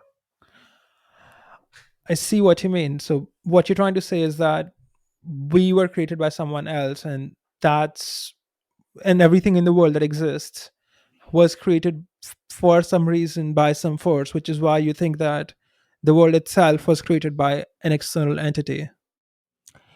Actually, you know what I see you're doing, and I think it's actually deeper than the Socratic method. You're doing a thing that I used to be in debate, political debate class. What they do is they make you paraphrase the other person, like not just ask the question, but paraphrase the other person. So they're like, "Mm-hmm," and that's when a lot of arguments and debates are often killed because they're like, "Oh, wait a minute, then we actually agree," or now it's like, if we do still disagree, we're on the same page. Yeah, I'm getting you in the yes mode from the no mode. You know what I mean? For I do see example, what you. initially you're in the no mode. You're like, no, we disagree. I'm like, I'm getting you in the yes mode. Like, yeah, yeah, I think we are thinking the same thing. Okay, and just for the sake of this harsh, I'm going to role play a little. Like I'm gonna be a very defined guy, Okay. just so like this doesn't sound like I'm over here actually debating you. Uh, you're wrong Why do you think that? Why do you think I'm wrong? I would love to know and learn more. because God exists for sure. I agree with you, but I just want to understand why and learn more about it. Can you provide me with more information? And from there, Harsh, I definitely think I do want to just take a break and just say that I think you're doing a good job in keeping a gentle tonality as well. Where, and this is a little side tangent, where I think one thing that logical people often have a problem with is understanding that tone plays a big role in communication. And I think you're doing a good job in just like de escalating the situation through like a gentle tonality. It took me a very, very long time to learn this. Like The earlier, tonality part? all of it, like the tonality part, the whole getting in the yes mode part, and how to actually communicate and change people's minds and how they think. Because earlier in my life, when I was younger, like when I was 20 years old, I was way more in your face type. Like, you're wrong, I'm right, fuck you, you're an idiot. So it took me a long time and a lot of life experience and experience with humans to understand how to deal with them. And even now, I think I'm still learning. There's a long way to go. Right. And I think every now and then, like, do you still lose your temper, like in person, or you kind of reduce that? I don't typically lose my temper, I would say. I do sometimes get more impatient because I just, for example, if you're explaining one of your employees something and they're not getting it, even though it's very simple, sometimes, yeah, everyone gets a bit annoyed. Like, what are you doing? Like, I'm telling this to you thrice. So, but lose my temper? No. Did you ever have a certain period where you used to get angry fast? Yeah, when I was going through puberty, I would get angry really fast. What about you? Did you have a similar period? Are you someone who gets angry? Because it doesn't seem that way at all. No, nowadays I'm actually seen as pretty calm. But I would say in undergrad and even earlier than that, I used to actually be known to have a pretty bad temper. And When was did the you, last time you kind of got really angry at someone? last time I got angry, mm, man, I got so freaking pissed off at a guy that designs my book covers. He basically gave me his word that he was going to do four of my book covers and then head out. He did two, and then he just disappears for like 2 months. And I really wanted to yell at this guy, but he's like so good at what he does where I didn't want to do it. But it allowed me to understand how people could get angry. But I didn't answer your question. The last time I actually got angry at someone and yelled at them, are you asking that kind of anger? Yes. Oh, dude, my internet when I first came to this particular location went out, and I run a large part of my business through my internet. So I call like the internet company, and it's this one chick with like the worst attitude out there, and she's like, "You're not gonna get internet back for another 4 days."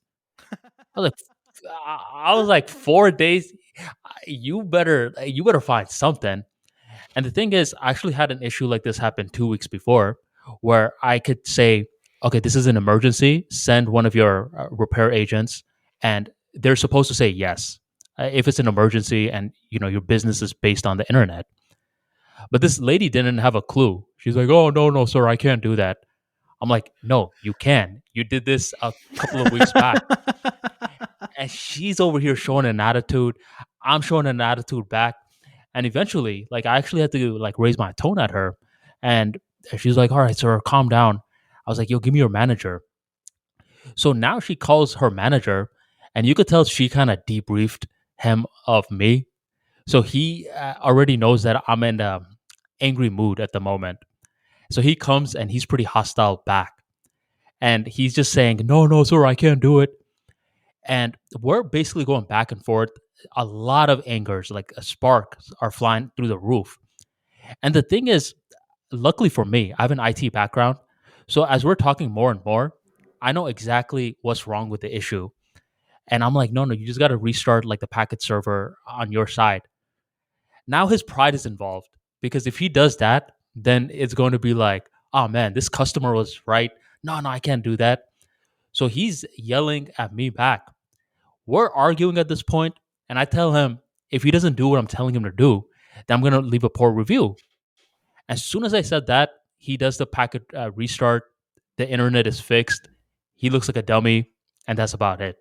But this was, I would say, 2 years ago. I wrote this on an email. So if you guys like little stories like this, check out the Armani Talks newsletter um, on ArmaniTalks.com. And, I end the email by saying, would I do anything different? I think in a politically correct world, I would say, "Oh, yeah, yeah, I shouldn't have gotten mad like that." But I guarantee you, if I didn't get mad like that, it would have wasted 4 days of my time. And, I to this day believe in a concept called like strategic anger, where when your time is on the line, you can't be like super nice all the time. If being angry gets something done, then it's worth it. So you're right about the strategic anger. Although I'll tell you something interesting. I have three separate internet connections from three different companies into my house. Oh, wow. How much does that cost you? Who cares? I run three businesses from my house. I need to have internet. So who cares how much it costs? It's just a cost of doing business. Is this something you did because of just to be safe, or is it just you dealt with a similar issue like me? And then what happens now every once in a while is that your internet will just go down for like 6 hours in the middle of a workday. And then you're just stuck because if you don't have internet, you might as well just not have a computer. Hmm. What are you gonna do? So you need the internet for sure. So without the internet, your business is like you're not working basically. So you need two connections. And then it happened to me once that both the connections went down at the same time. So I bought a third connection. Okay. Now, if all three go down, I'm not buying a fourth one. The internet companies love you. In the Tampa region, like there's mainly like two big providers, and in certain sectors, only one a predominant company provides the internet. So after like that whole ordeal is done, the guy apologizes, and I'm just like, it's all good. And I check on Google just to see their ratings. They got like a 1.2 at this point. And I'm like, guys, you guys don't understand how crucial customer service is. But E- it's a monopoly, no? If there's only one provider, then they don't have to provide any service. Like, what are you gonna do? Switch? that's true. I'll give you that. That's very much true. Where you guys have Chipotle, Taco Bell, and everything, right? Actually, that's interesting that you mention it. A lot of the competition that you see in the market nowadays is actually fake. Like, have you heard of this company called Endurance International Group, EIG? EIG. I've heard of EIG, but not like what you just mentioned. I mean, I never knew what it meant. So this is a company that owns almost all of the popular web hosting websites. Like, they own hundreds of web hosting companies. Okay, so they own Bluehost, HostGator, and a bunch of them. Let me pull up the list of web hosting providers owned by EIG. So what they do is that they buy any web hosting provider that's growing well, and then they just own it. So what happens to people is that they get mad at one company, okay? Let's say they bought like Bluehost and they got really mad at Bluehost and now they're switching and they switch to HostGator. They think they're switching companies, but really it's the same company, just a different brand. Oh, I didn't know about that. And they own like dozens of the most popular ones. Like, all the most popular ones are owned by them, the cheapest ones. So if you there's actually a list. For example, if you go on Wikipedia and search for Endurance International, so all the ones that you might know of, like Big Rock and Blue Domino or whatever else, there's hundreds, and they own them all. And they have like a centralized system, I think, to manage it. So I think the customer service and all of it is probably centralized by this one company with all these different brands. So depending on what number you call, the customer service guy will probably say, I work from this company, but really it's probably one guy pretending to be working at all of these companies, probably.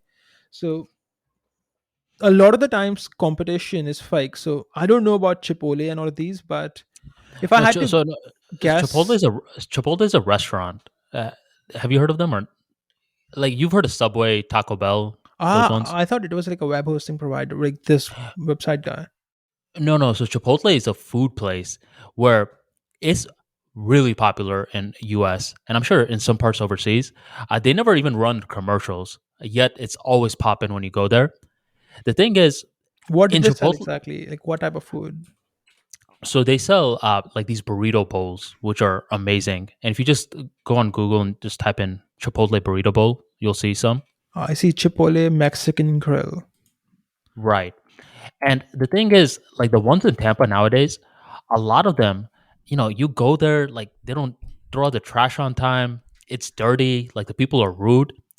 But the thing is, Chipotle has such a strong brand presence that people will put up with the rudeness and they'll still go there. It must be So, cheap, like McDonald's. It must be like very cheap as a food place, if I had to guess. so the food basically, like they'll give you a lot for your money's worth. So for, I believe it's like 8.50 now, you get a big Chipotle bowl, and that'll fill you up for the most of the day. Overall, like it's just a good food place where, despite the bad customer service, you'll still check it out. Same with places like Taco Bell. So that's kind of connecting to your point where if you own a monopoly, yeah, you could probably get away with poor customer service, but imagine how much better it would be if they had good customer service. Where Chick-fil-A, have you heard of Chick-fil-A? No. So this is an amazing spot for burgers, like chicken burgers and everything. And their customer service is so freaking good that it actually feels like a TV show. Like you go there and they're treating you with so much respect. And that's one of the reasons people just are like diehard supporters of Chick-fil-A. Not only is the food good, but the customer service is impeccable. Customer service really does play an important role. In fact, it helps you retain customers, etc. The only thing is that, like you mentioned, why does a monopoly need to retain customers? The customer has nowhere else to go. Yeah. So it's they don't have the incentive to actually have good customer service. And that's what wows me when they still do. Sometimes some businesses have very good managers who think in the long term, because you might not have good customer service, or you might not have competition today, but you might have competition tomorrow. Well, this is where, I'm going to give some love to my Indians, Bengalis, the Desi community. If you put a Desi in a fast food restaurant, they will change the culture immediately. Where I used to work in Dunkin' Donuts, Subway, and 7-Eleven. Um, and these are places where, people often just want to chill too much. But every single time I had a Desi manager, they would like place so much importance on customer support. They'll be like, "Oh man, like the customer's always right," and they took it literally. There was this one time, like a customer threw a bunch of change at my manager Ashiz's face, and he's like, "Thank you. It will never happen again." I'm like, "Damn, Ashish, you take customer support way too seriously." But I mean, it's a certain philosophy that I noticed that a lot of the immigrant workers would bring into the fast food industry. Interesting. That's something I have no experience in, but that's really interesting what you mentioned. So what you're saying is that the locals are not so good with customer service, or they're not so polite, and the immigrants Right, are. Is this like right. Like, concentrated to Asians, or is it like, say, even someone from, say, South America or North Europe or wherever will be from as well? so I don't have much experience with that, but I know for a fact, like from my experience, I've worked in a lot of fast food, like in my undergrad days when I was like trying to get some money. And there's some stereotypes here where like if you're brown, you're probably gonna work in Subway, Dunkin' Donuts, or 7-Eleven. And it just so happened I worked in all three. And I have to ask why. Do so they pay well, or like what's the situation? nah, man. So I was what, like 19 at the time, and this is before a lot of these e-commerce businesses were so accessible as it is now. Okay. So back then, if you did something like 7-Eleven or Dunkin' Donuts, that was like the norm in order to make money. Where nowadays, if a college kid's coming up to you, you'll probably be like, I don't know, start a Shopify page or an Amazon shop, something like that. Or back in the days, if you were asking for that kind of advice, they'll just say, just get a job at Subway. But how is So that good for the student? It's distracting him from his studies, no? Does it pay well enough to like actually pay for college? no, no. So it's just some extra money that you get, and they would pay every week. So it was a way for me to just get some extra pocket change. Ah, I see. Yeah, I didn't really do it for the money. It's just enough for me to pay for like the other stuff of being a college kid. So that's what I did. And each time that I would work, these guys, like, you would hate working for them, right? Because they were so strict, where they'd expect you to be there on time. They would overwork you, where you wouldn't like to work for them, but you would love to be served by them. So it's like slavery. Pretty much. I mean, like technically, like looking back in hindsight, I could sue uh my Subway manager who no, I should sue that motherfucker. He never gave me breaks, dude. He would just make me work the entire like 6 to 7 hours. And this was my first ever job before college. I would work in the summer in high school. And that's how like militant that they were. But since I worked in the food court, I would see how all the other restaurants ran. It didn't run like the Subway because it's just the culture, man. Like these Daisies, a lot of them, their life is that particular store. And then eventually they'll work their way up. Where one of my fraternity brothers' dad, he owns 50 somewhat Dunkin' Donuts, and he knows everything about the operations because he worked his way from like serving people all the way up to managerial to now he owns it. So I respect the grind. I wouldn't want to work for them, but How does that work?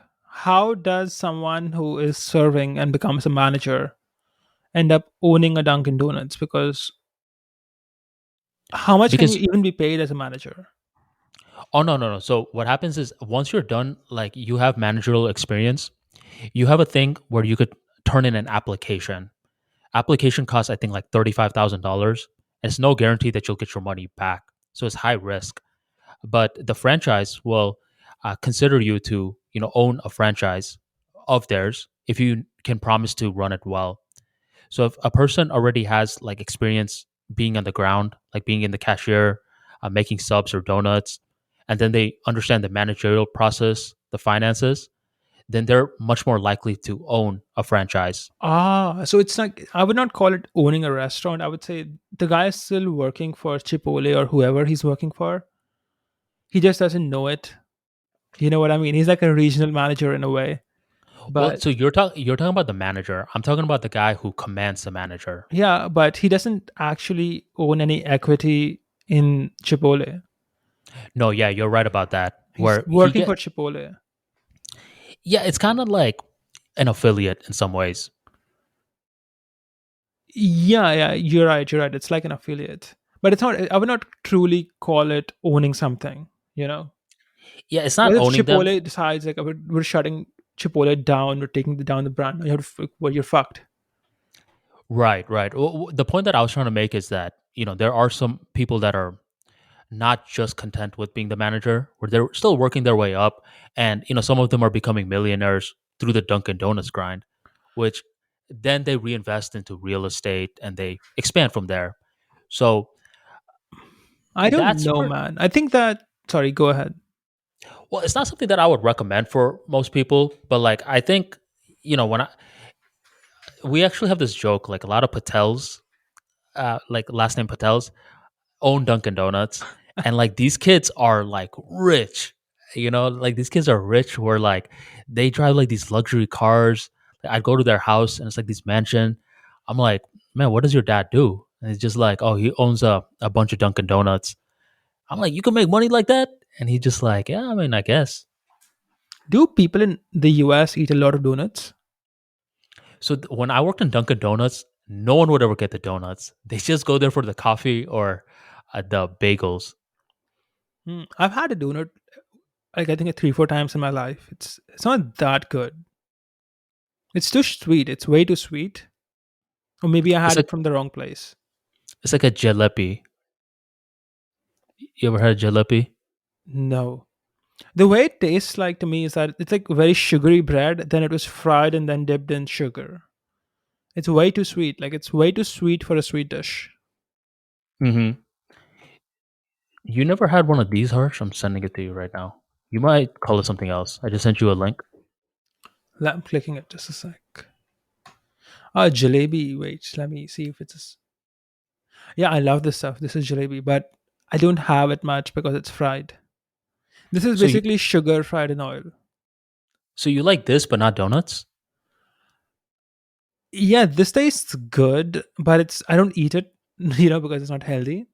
But donuts were like, it was way too sweet. Like it was so sweet, and it has this weird. It's like bread with sugar, Mm-hmm.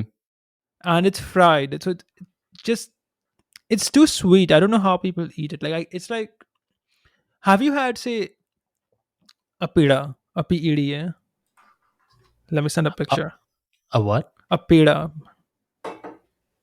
Yeah, let me wait on the picture real quick. Let me send If you're you talking about, a link. Wait. So if you're having sweet dish, it should be pleasantly sweet, right? It should be oh, I sweet enough love that you like these. it. Yeah. So this is like a good sweet dish, but donuts, at least the ones I had, were so insanely sweet that I felt like I was just eating sugar. Hmm. Do you recall what kind of donut? I think it was a chocolate donut. Okay, okay. So it was a donut with like a layer of chocolate on it. It's also weird that they try to like save money by making a hole in the middle, but they do what they do. Yeah, and there's you should try the lemon filled donut where that's a little less sugary. Let me But Google I that. was yeah, I was shocked, Harsh, because in Dunkin' Donuts we often had to throw away a lot of the donuts at night. And I'm thinking, man, why are you guys making so much donuts? Like, I would think that we would readjust and do proper forecasting, but they would just make the same donuts, and people would mainly just come for the coffee.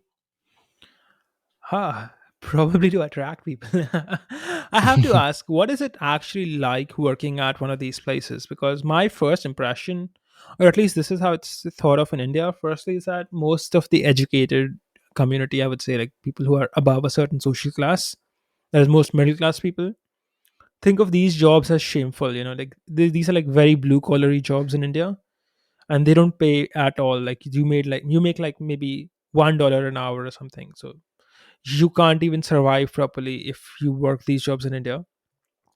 And it's not a respectable job in most sections of Indian society. It's literally like being a blue collar worker for most sections of, say, above middle class Indians. And I Hmm. also feel that having college kids work jobs like this is a waste of the college kids time, because they should be focusing on their professional education and studying instead of, say, making donuts. So Absolutely. it So feels like a bad allocation of resources. Like you should have, say, people who are dumber make this stuff and smarter people can go to college. But I think in the US, college is like really really expensive, and things of like it's way too expensive. yeah, it's expensive, and then there's having extra pocket change is always good for a college kid. That's one thing. But my philosophy is very different. I believe if you're in high school and college, if people get into like e-com and that kind of stuff, that's fine. But working in a place like Subway, Dunkin' Donuts, like during that time, I'm like, whatever. But just looking back at it, it built character for me where, you deal with so many different personalities and you learn the art of creating small talk. You learn the art of working with your hands. You learn the art of being more old school where, at that time, like after a shift, I would see certain kids complaining about like small little stuff and I just couldn't empathize. Where I think it built my mental toughness in many ways, where it built that character in terms of work ethic. So for me, I mean, during my time there, I think it's great for a college kid. Uh, but a few of my coworkers, like that was their career. Where when I was working in Dunkin' Donuts, there was a kid named Atul who was like 3 years older than me, and his mom and dad worked there. And Atul's dream was to always be an engineer like me. So when he found out that I was studying in the College of Engineering, he's like, "Tell me everything you can about it." And it was hilarious because I needed to learn from him because he was training me on how to be an employee at Dunkin' Donuts, and he would always go easy on me because I would teach him so much about electrical engineering, and I'm like, "Dude, Atul, why don't you go in the College of Engineering?" And he just like, because then I have to leave my parents and like they can't survive this on this business without me. So if it's that sort of thing, I don't I'm not a big fan of it. But for a college kid that's still, getting their feet wet, I think it helps you become tougher and less like a whiny brat that so many people nowadays kind of become. Where if you just have like your entire life just know like a digital business, you don't I'm not trying to take anything away from them, but like when the going gets tough, or like if someone's talking shit to you at your face, like do you panic or are you just like, whatever? It built thick skin. Long story short. I can see it doing that. But what is it actually like working there? Is the food actually fresh, or do they just claim it to be fresh? And do they actually follow their own processes, which they claim on their websites? So Dunkin' Donuts, like I'll be honest, like they blew me away. They did everything the right way. Where with Subway, I mean, there was a lot of marketing with that. Where Subway subs, uh, they're not like that healthy. Or like a tuna sub is probably just as unhealthy as like a Big Mac from McDonald's. And I would say that overall, like they work how any business works. They have certain processes. They expect you to follow them. And um, I think 7-Eleven and Dunkin' Donuts were pretty congruent with what they said, while Subway isn't as healthy as it's marketed as.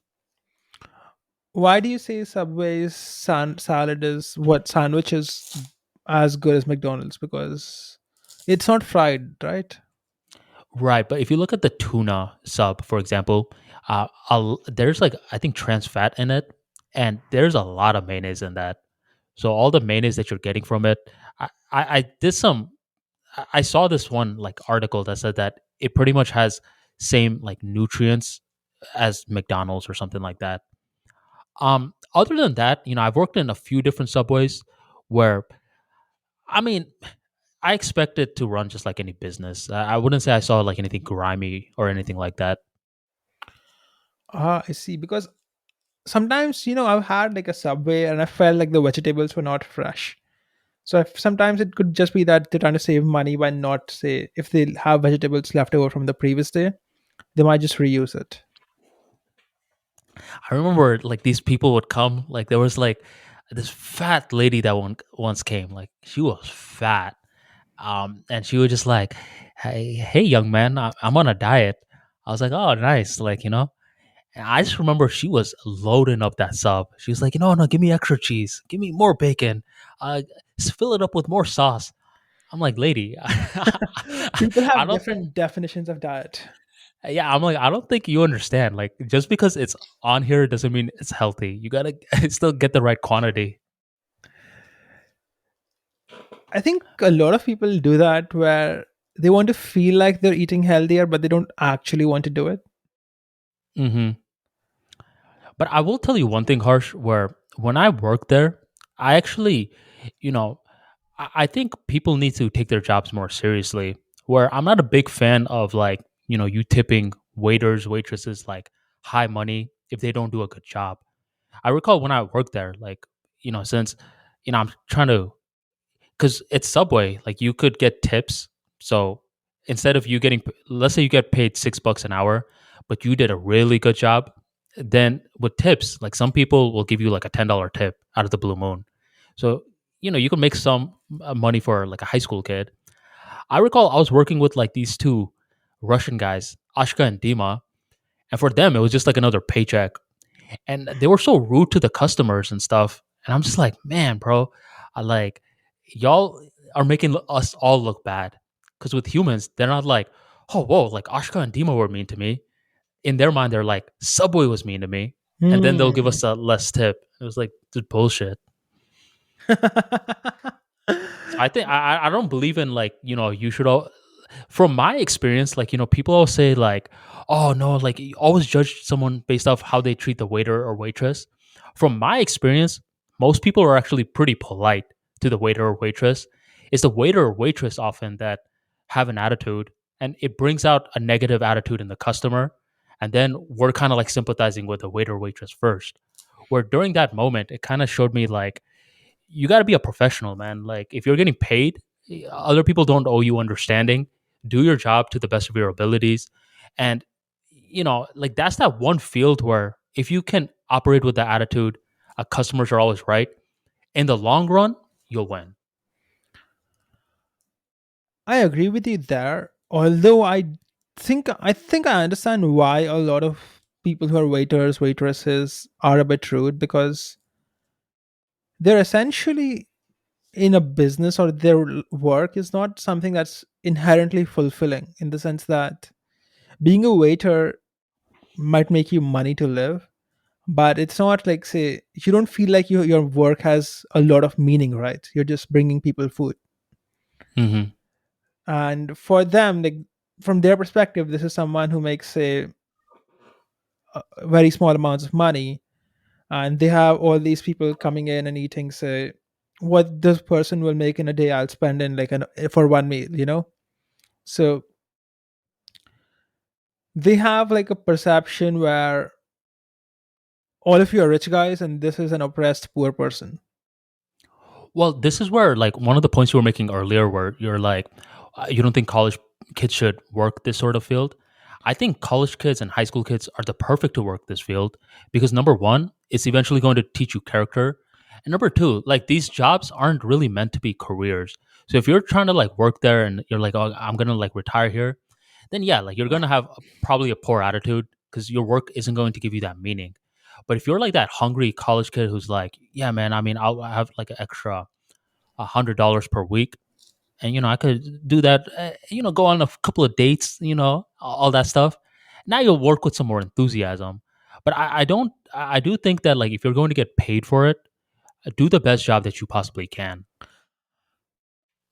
I see what you mean. I think that there are better ways to build character. And I think that the costs in terms of time to reward ratio for a high school or a college student is really low, because these guys need to not spend time doing dead end things like waitressing. They need to be studying and building their knowledge so that they can be more productive in the future and add more value to society. And it's a shame that they're being made to make donuts and sandwiches. So I th- I think these jobs are best done by robots, because robots are consistent.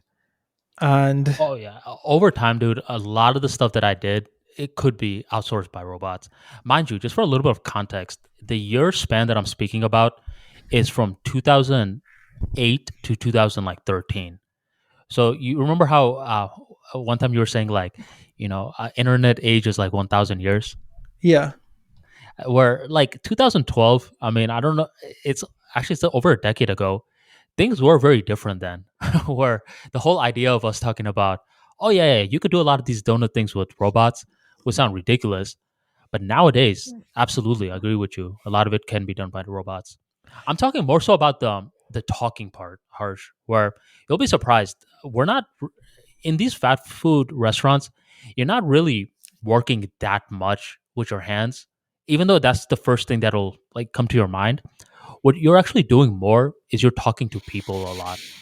Where I think that face to face interaction, and I think it's not only this though, Harsh. I think anything that causes you to work by your hands, you should do that at a certain age in your life, so you become more battle tested. Where I'm kind of curious, like you don't strike me as like a sensitive kind of guy. Is there anything? Did you have any like outlandish experiences, like I'm speaking about for my life, in context to your life, that allowed you to toughen up? lifting weights. That made you like more thick skinned too? Yeah, it just made me way more focused on self improvement. I was never very sensitive, so I was thick skinned somewhat by default. Like, see, after puberty, at least, I was never super sensitive, and I never really cared what other people thought of me. Like, I just didn't care. And I think it just comes naturally to me. And one experience that I can think of where it kind of helped me build character, I would say, is, so you remember when I said that my English was never very good and my family doesn't really speak much English, and I'm the only person, like the first person in my family who went to an English school. Mm-hmm. So a lot of my education, I didn't really understand what was being taught in school, right? I was just zoning out because I couldn't understand what they were teaching. So what I would do is I would come home and I would study it all over again for my own understanding, to actually understand. And one thing I observed was that you can start by knowing nothing, okay? For example, with math, like you can start by having zero knowledge of a particular chapter. And if you work hard enough and you solve all the problems, you can have a complete understanding just by putting in effort. So I would understand nothing in class, and then I would learn myself at home, and I would top the class every single time in math because I loved math and I understood everything by doing. So that is something that really taught me the importance of working hard, and the fact that I can learn whatever I want. And it's just simply the willingness to learn that is needed. And that, I think, build character, because even nowadays, for example, with my crypto course, you know how most people are, they just want to learn more about Bitcoin, but they never do. On the other hand, I wanted to learn more about Bitcoin, so I made a course on Bitcoin. It's completely free. It's available on teachyourselfcrypto.com. And in the process, of making that course, I learned everything there is to know. And currently, we've expanded into DeFi, and in 5 days, 31st of January, we will also have privacy coins, that is Monero, Zcash, etc., coin joins, and those technologies covered. We've already covered DeFi, Ethereum, smart contracts, and decentralized applications, etc. So it's about being willing to learn new things. That it's something I learned ever since I was a small kid. So I can't pinpoint one experience like you can with the whole fast food job.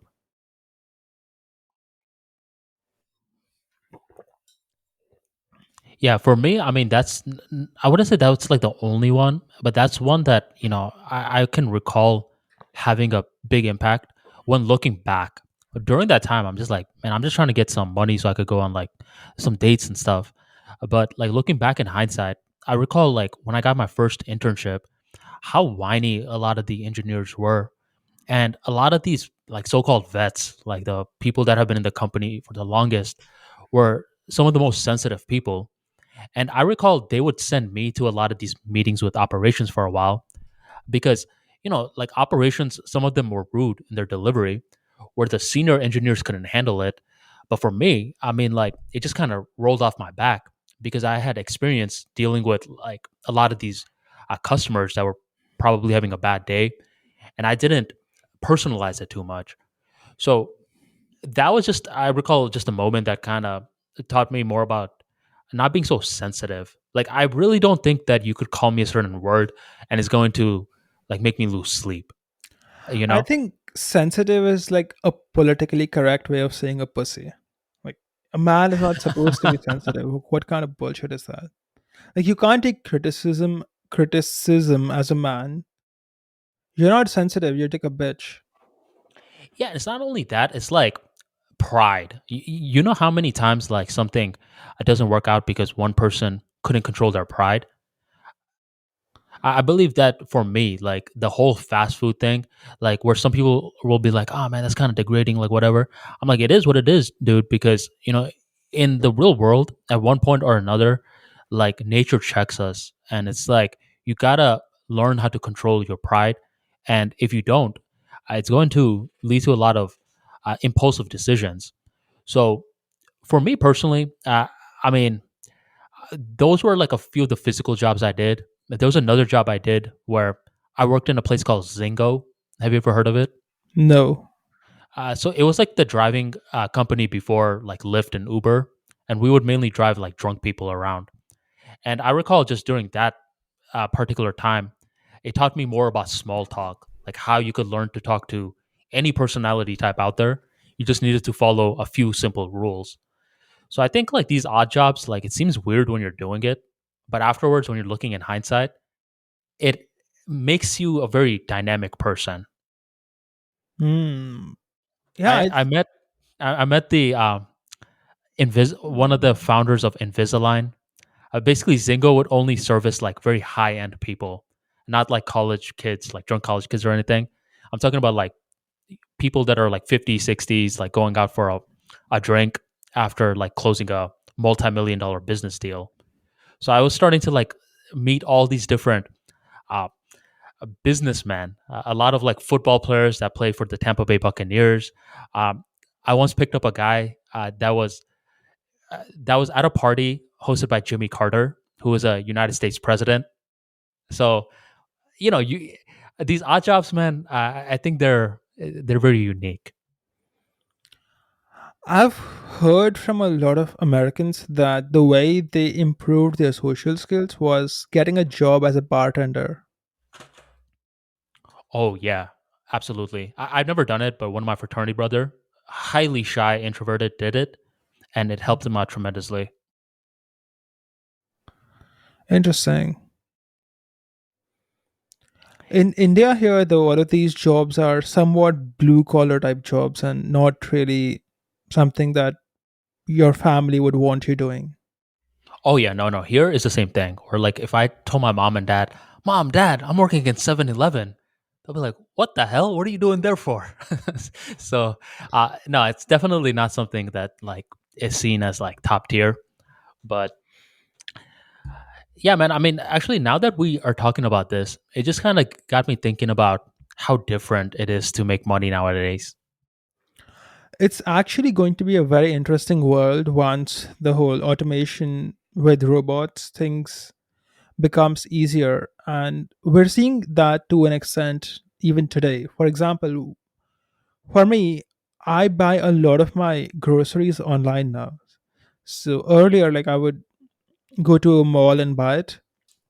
But for all the packed stuff now, I just order it from Amazon and all these websites, and I get it delivered to my house. It's cheaper and it saves me time. Likewise, with say, a lot of things which typically you have menial workers, typically things which involve like employ a lot of menial workers, like packing stuff. All of these odd jobs are being automated, and it would be interesting to see in say 20 years how the lower IQ segment of the population fares, because the low IQs are not capable of doing high IQ work. Like, they are not capable of learning AI and programming, and maybe they can learn basic programming, but they're not going to build neural networks. They're just not. It's a physical limitation. So it would be interesting to see what they do and how they survive, because a lot of jobs that they work today will no longer exist. And that process, we can already see it happening in the physical world, right? For I've Right. like, I used to, if I had like say 5 employees at a business size of say $100,000 a year, I could grow my business to $1 million a year and still have just 5 employees, because I can use software and make those 5 employees way more productive than if they were alone. So jobs are not just being automated, new jobs aren't coming up in the market because software does the same thing, or it makes their existing employees produce twice as much. It's going to be very interesting to see how the low IQs fare in the future. What are your thoughts on this?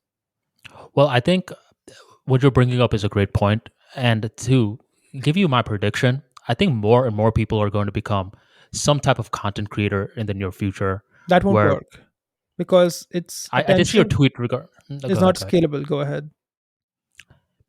Well, see, this is my thing. So there's two predictions. The first one, when you say like it's going to be all automated, one thing that I could see people that like, let's say, aren't that gifted intellectually, is to learn how to like maintain the automation, because with the IT field pretty much exists because software is not always reliable. It is capable of crashing, and that's what the production support team is for. Hmm. So one prediction is more and more people are going to pick up certain production support roles that doesn't require too much thinking, but requires more so like following simple procedures to manage the code, which probably took their jobs.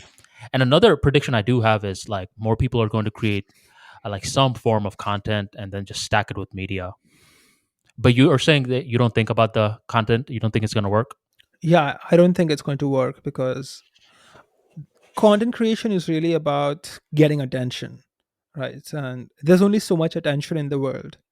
So it can't scale so much in the sense that you can't pay attention to 1000 different influencers. You can't. And But that's not what I influencers mean. as a business is something that is very top heavy, in the sense that the ones at the top have all the attentions and the ones at the bottom don't really matter. Hmm. Well, what I mean, Harsh, is instead of instead of doing that, you ever read the book? I think we brought it up. 1,000 True Fans. Yeah, but that's scalable. That's not scalable. No, not everyone can have 1000 true fans, in the sense that only say 1% of the world can have 1000 true fans, or mathematically maybe 0.1% or something. Wait, hold on. Before we go further, let's just so we're on the same page. Are you talking about full time jobs in the near future, or a way to just add some money? No, full-time jobs, how you survive. Oh, full time job. Okay, I thought you were asking like how can some people make more of like a side hustle. If we're talking full time jobs, man, I think there are going to be some people entering the content creation space and doing their thing there, Of and I think course. a lot. I think a lot of people are going to start understanding IT more so they can manage more technology systems. How many such people do you need, though? For example, the population of the world is 7.5 billion. You don't really need that many guys in IT. Don't you think in the future a lot of these guys will just be completely useless? Because agriculture itself is automated now. Man, that's a good question. I don't know if they're going to be useless, man. I mean, because we're always thinking like I'm pretty sure like 100 years ago people thought like certain positions now were going to be useless, but just with complex systems there's always emergence that occurs, and I see more jobs emerging that me and you technically don't have the foresight to see right now, just because we don't even know what's going to happen in the next like couple of years. So my prediction is I don't think they're going to be completely useless. I think there's going to be certain roles like carved out for them. Maybe. I think that for most modern jobs, you need to have a certain level of IQ. And the people below that level of IQ are just shit out of luck and will have to depend on charity for survival, like free food grains from the government or whatever. Also, you have a pretty like dark view of what's about to happen. No, I don't. I don't have a dark view. I just think that we're going to be so prosperous in the future and we'll automate all the grudge work that no one really wants to do, that the people who are only capable of doing grudge work will not have anything left to do. What I'm talking about is harsh, dark for a certain segment of people that may not even have employment. No, it won't be dark. They can like, just they'll have like free food, right? And then they can like spend the time however they want, maybe. Or I don't know what they're going to do, but it won't be like they'll be tortured or something. I think, and honestly, man, I think the world is growing towards creativity. Where, like the one of the guys that does my book covers, he doesn't really have much of an education or doesn't really do much other things, but he just taught himself graphic design through taking a lot of these courses, and now like he has some clients that come to him from Fiverr and like recommendations. So do see more and more people getting more creative down the line. I definitely see that to be the case, but all of those people are, say, above average IQ. Let's say they're all above 100 IQ. Someone below 100 IQ is not going to make a good graphic design. Let's assume that they're not, okay?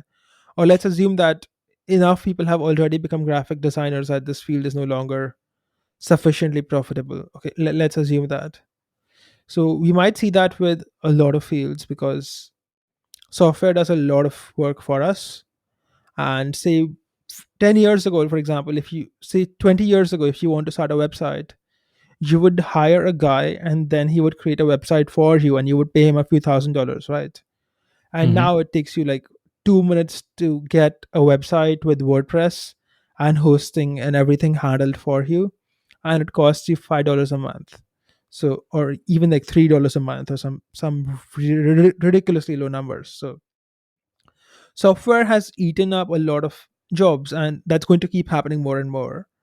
And a lot of the people who are not intellectually capable enough to handle or learn how to use software, and like you met all, like there are some really dumb people in the world, right? Like who can't who are just fit for some menial labor, and that menial labor will no longer exist in the future. So at some point these guys will just have to survive on government handouts or whatever other thing, which could be, I don't think the handouts will be in the form of money because money will be crypto in the future and crypto is difficult to acquire. It can't be printed.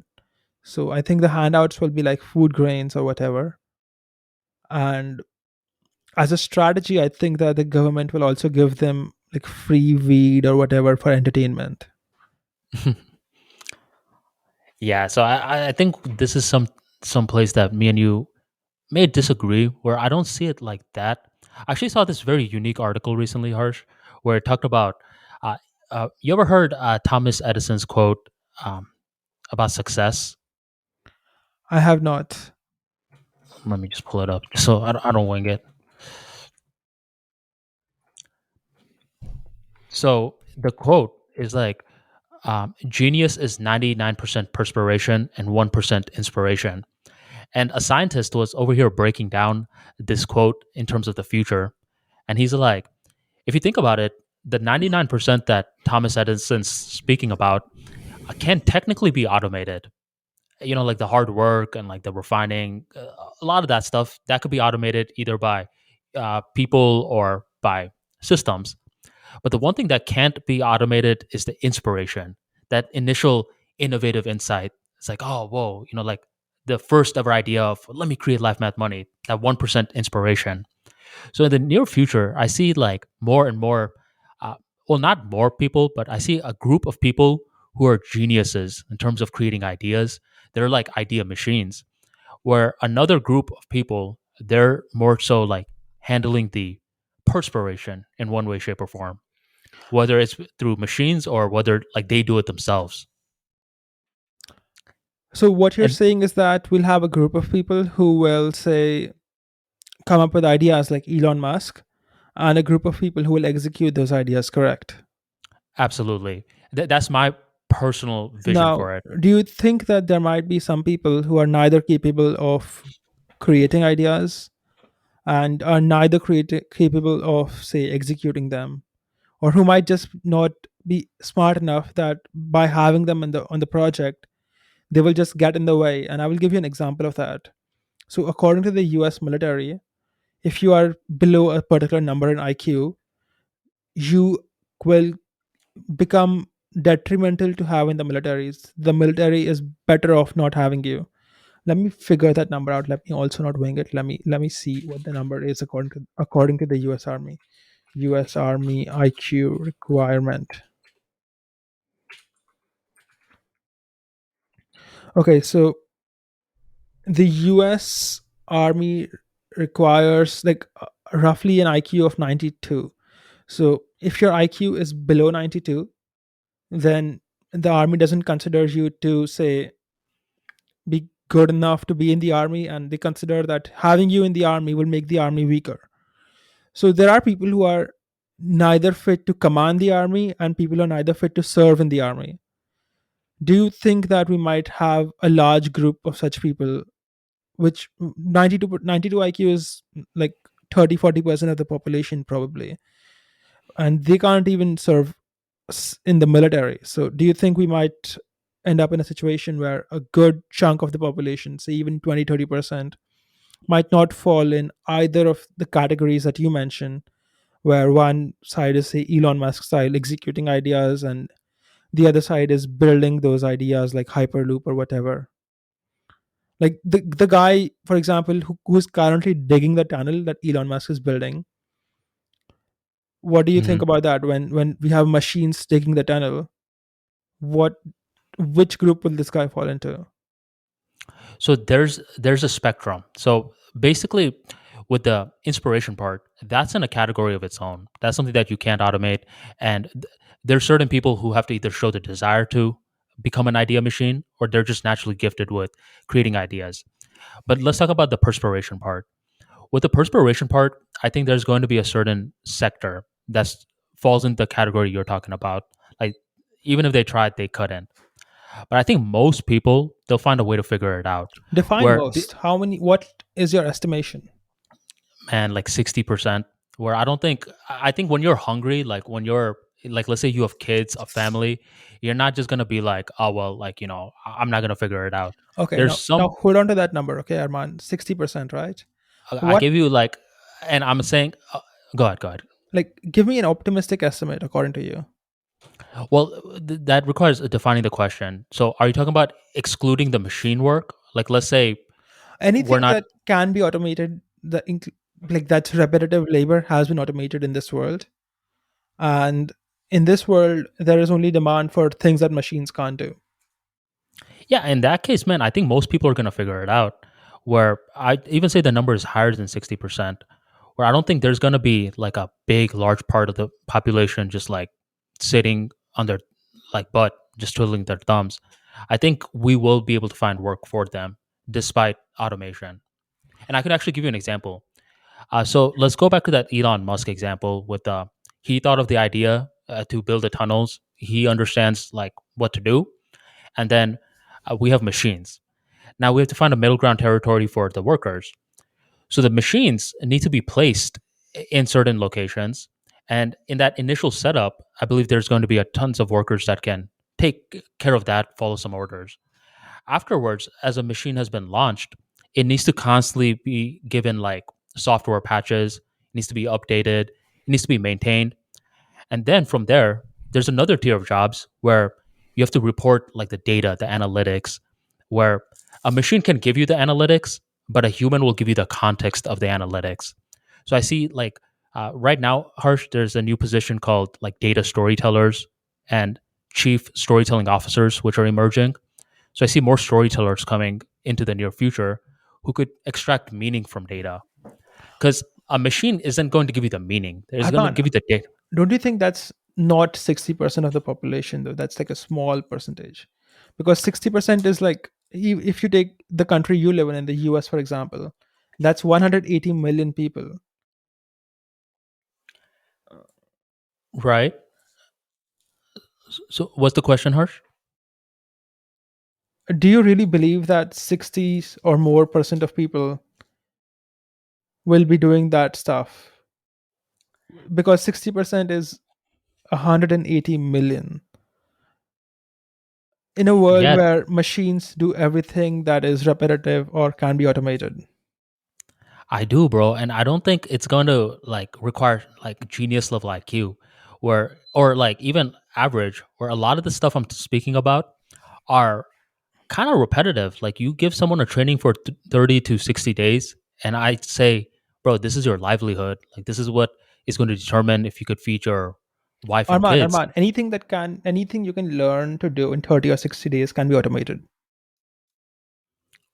Some things can't, Harsh. Can you give me an example?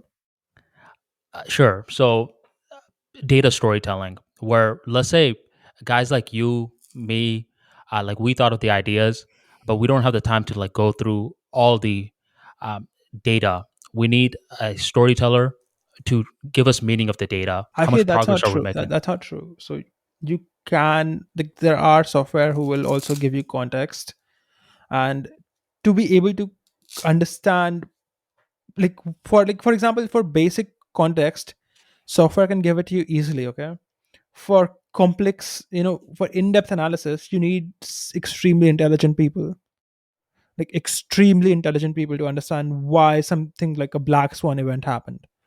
Okay, so based off of that, now imagine this extremely intelligent person, they speak like an extremely intelligent person where they're like over here jumbling their words, they're not good public speakers. Don't you Okay. think someone can learn the public speaking part so they can deliver the message in a way where another human can understand it? Do you see what I'm saying? Like when like you're I going see deeper into it, what you're saying. random positions pop up.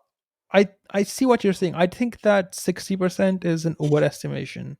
I think we'll have closer to, say, 20%, 30% of people who actually contribute to society in a meaningful, like, in any way, and the rest of the population will have whatever they're doing done by machines, and they can, like, do whatever else they want, like sing, dance, make music, or enjoy their lives and eat free food from the government or whatever, because their contributions, their what they can contribute to society is just going to be nothing, because they lack that much intelligence. And that's what the numbers tell me. If you look at the IQ charts, etc., like 50% of the people are below 100 in IQ.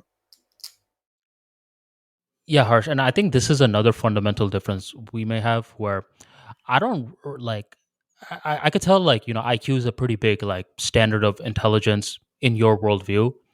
Personally for me, man, like I don't really know my IQ. I don't care too much about it.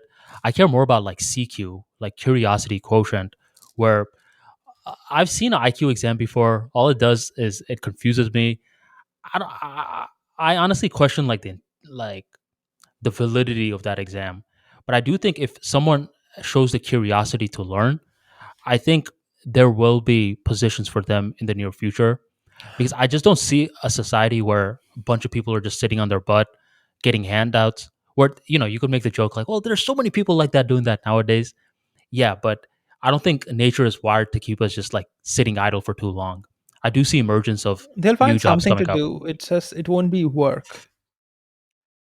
I Like think it watching will be work, TV. I bro. think I think they'll just watch TV. I'm pretty sure there's going to be more jobs in communication skills coming up in the near future. So make sure y'all are subscribed to the Armani Talks YouTube channel. I mean, no, but I'm being serious. I do think that there's going to be more jobs, Harsh, which requires us to communicate, which requires us to learn. Like, for example, let me actually ask you a question. Hmm. Copywriting. Do you think someone who has the desire to learn copywriting can learn it? If they are sufficiently intelligent, yes. Otherwise, no. And what do you mean by sufficiently intelligent? Like they need a high IQ score or the Yes. desire to learn? Copywriting is a lot about understanding why people behave in a certain way and why what would actually convince them to purchase a product and saying those things to them, okay, on the web page. And while there are, like, say, steps you can follow, like make an FAQ, whatever, whatever, a good copywriter needs to be intelligent, because if they're not, then they can't be creative, because creativity is a function of intelligence. There's just like curiosity is a function of intelligence. I think everyone's curious regarding different stuff, Harsh. Yes, but the more intelligent they are, the more curious they are. And the people who are less intelligent tend to not be curious at all. For example, when you were in school, Arman, did you ever notice that some of the dumber kids, they just don't care. They accept everything at face value, and they don't care to know why something is the way it is. Well, in school, I was kind of like that because I was being given a curriculum and I'm just like, yeah, yeah, whatever. So I think like if you put me in a different context, like there was untapped curiosity. You just got to guide the person to the right field. Where you ever heard the quote, how you do one thing is how you do everything? Yes, it's a Book of Five Rings quote, right? Yeah, but I'm not a big fan of that quote because imagine if I put you in like school right now, or if I put you in work, 40-hour a week job, you may seem to be lazy or disinterested because that's not your grind. But if you can find or help someone find the right curiosity for them, I just think the mind is wired to be curious. And we just got to make sure we're asking people the right questions to help them unlock that curiosity. I think that's true for the group of people who are sufficiently intelligent. And it is not true for the group of people who are not sufficiently intelligent. And I think that traces back to your importance of the IQ exam, right? Not the IQ exam, the intelligence itself. The IQ exam is a very crude way to measure intelligence. You know what I mean? Hmm.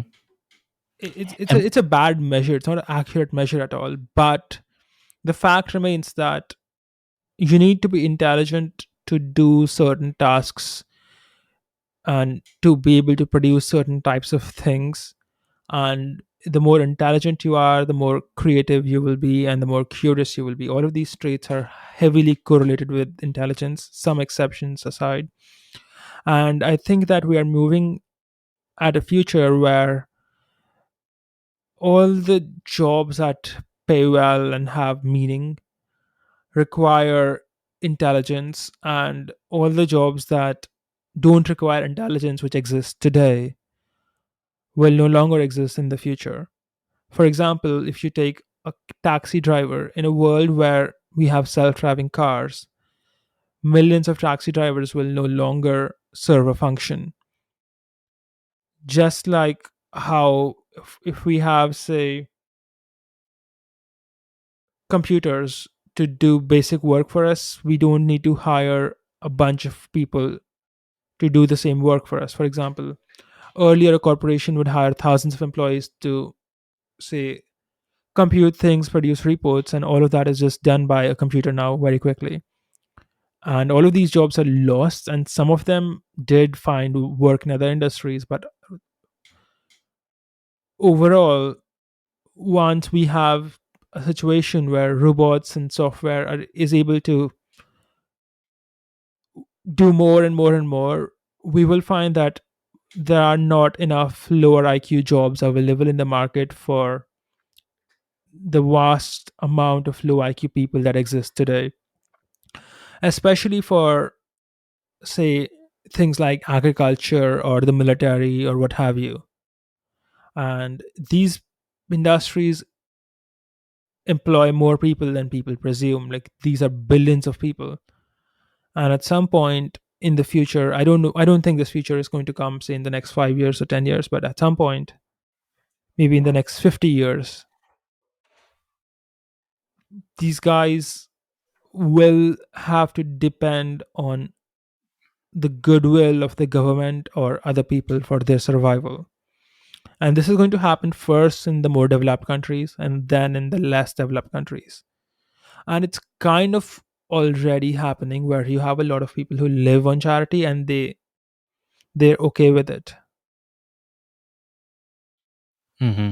Like, you take someone who, say, lives on social security and works a job, okay? Let's say they work at like a minimum wage job, but they also need that social security check to survive.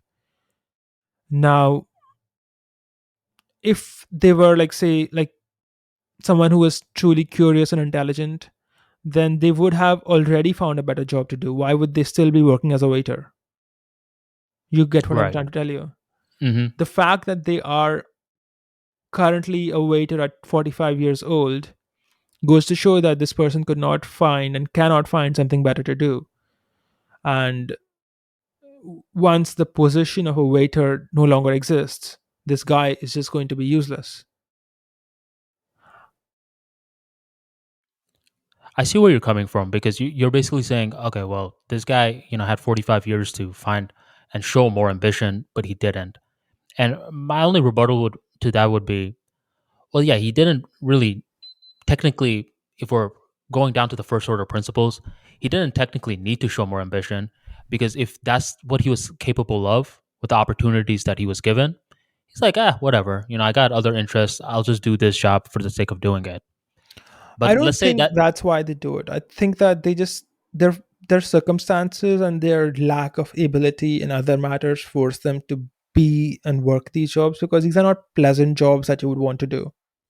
yeah, but let's say like this job didn't even exist. If it didn't exist, I think there will be another unpleasant job that we're probably like, man, like how could people possibly do that for that long? It'll just take a replacement. He'll just find another job like that. Now, Arman, now think as a company, okay? Now, as a businessman, you have two options. You can either hire someone to do that unpleasant job, or you live in a world where computers and software can do a lot of things for you. Would you rather hire someone, or would you use software? I would rather use software, but Exactly. here's my thing with that. The whole idea of software just like completely running on their own, not needing any form of human No, no, intervention. no, no one's saying that. It, What I'm saying is that if one piece of software can require one maintainer and replace 10,000 people. Trust me, bro. Trust me. I did a speech. I I started off by saying, machines don't argue back, but people do. So I'm like team you on this. Where if I'm given the opportunity, I'm choosing software any day. But here's what I'm trying to say: where if you keep peeling back on the software more and more and more, what Hmm. seems automated to the outside person at some level is a human is involved in some way, shape, or form. And it Yeah. doesn't matter how much a person thinks, oh, this is all automated. No, if you keep learning about the industry more, there's plenty of people there. And what I'm trying to say is that those places where the people are at, those waiters at 45 years old are going to pick up those jobs, which I'm telling you, it doesn't require that much intellect where like, oh, no, man, like, you definitely can't figure it out, but it requires a human presence, right? The whole idea that everything can be automated, I think I'm not sold on that yet. No, no, no. That's not what I'm saying. Okay, let me use some numbers here. Let me think of some numbers. Okay, let's say that there's a software, okay, and this machine or software needs 10 people to operate. For example, WhatsApp has like 77 or some weirdly low numbers of low number of employees, okay, Hmm. and they send and receive billions of messages. Now, by that same analogy, let's say that there's a software and they only need 100 people to function, okay? Their company has 100 employees. And for them, like adding 100 extra would be like doubling their strength, but 100 in absolute numbers is like really low. But let's say that this software replaces, say, 500,000 people from the real world. Like it replaces their jobs. Let's just say that. Okay, let's say it's accounting software and it makes accounting really fast. And across the world, we don't really need as many accountants. If I was hiring 10 accountants, I only need two now. So we have, say, let's say that 10 million accountants across the world are out of a job using a software that is being run by 100 people. What I'm saying Hmm. is that the 10 million accountants that have been fired are not going to find, let's say the company that owns the software hires 100 of these accountants. So you are right that some of these people went to the company, but in absolute numbers, the number of jobs that were displaced versus the number of jobs that were created are like ocean and a drop. Hmm. What about the 9,999,900 outside of the 100 people who actually went and worked for the IT company? Because the IT company only needed so many people because it's IT, it doesn't need that many people. Like WhatsApp has like 50 or 100 employees or some really low number. Let me check it. How many employees does WhatsApp have? And WhatsApp has also replaced a lot of these postal jobs, right? Like it has Hmm. 55 employees. And I bet WhatsApp and email have replaced thousands, if not like millions of people who worked for like the postal companies. So these companies aren't absorbing enough people as they're displacing. And I'm not saying it's a bad thing at all. I love automation.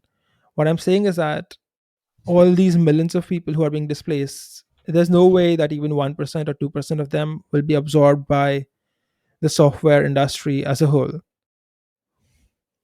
Right. And this isn't, I would actually say that this isn't a new problem. This actually happens even nowadays, where if you Yeah. think about it, back in the days, like a lot of these farmers were doing a lot of the stuff that the machines now do.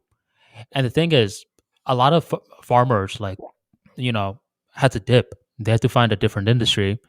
And what I'm trying to say is, where, let's say, all they've known their entire life is farming. And at this point, they're like, I can't even imagine starting over in another industry. Tough luck. Like, you're going to have to find a different industry. So these people, like, that are being displaced by code, sure, I do give you that. I think code is going to take a lot of jobs. And I do think, in certain pockets, there's going to be certain people. But let's say even after like all the people get placed, now it's like 200 thousand people that are like, I don't have any jobs. Now what? Find something else. And where I think you and me differ is like, you think at a certain point, there's going to be people that are like, trust me, I can't find anything else. Where I think most people are going to be able to find something else. And for me personally, Harsh, I'm not, I don't really know the IQ thing too much, but I think like if your back is against the wall and like you have to, you'll learn a lot of fields that you think are just not possible. And to give you an Selling example, drugs like, on the street. I mean, you ever watch Breaking Bad? You ever I've watch seen Breaking Bad? some. I've seen. I think I saw Breaking Bad all the way back in 2013. So whatever was released back then. Ah, dude, I'm rewatching the series right now, and it hits different when you have a little bit more life experience, where it just makes you empathize with the characters more. Uh, do you want to talk about Breaking Bad, or you want to keep talking about what we were talking about before? Whatever works with you. I I think kind we're of not want going to reach an agreement on what we're talking about. We just have different fundamental assumptions where I think that IQ plays a role and people who are less intelligent are just not going to be able to do things. And you feel that people who have enough incentive to do something are going to do it anyway. right. Good stuff, man. You actually boiled down my position perfectly. Um, all right, cool. So you want to talk about Breaking Bad? Yeah, sure. Let Tell me about Breaking Bad. What different opinions do you have now versus when you saw it the first time? So the first time I ever watched it, I thought it was overrated. I was like, whatever. Because in the US, and I'm sure overseas as well, it's regarded as the greatest drama of all time. It is. It's so slow though. That's what I thought the first time. I'm like, man, it's so slow. It's so fucking boring. How do people like it so much? The second time I watched it, I was like, I guess it's a little underrated from my second time watching it, which was 3 years later. Nowadays, I'm watching it and I'm like, whoa, man, like this show is so freaking good. Mainly because, and by the way, folks, if you guys are listening right now and you plan to watch Breaking Bad, I may give some spoiler alerts. So just go ahead and skip in the The main timestamp. character dies in the end. Yeah. But basically, what I appreciate more now, Harsh, is like the transformation of the character. Where, yes, the first season was kind of slow to some people, but if it wasn't slow, the monstrous change of Walter White wouldn't have been more impactful. Like the first season, you're like, oh man, this guy wouldn't even harm a fly.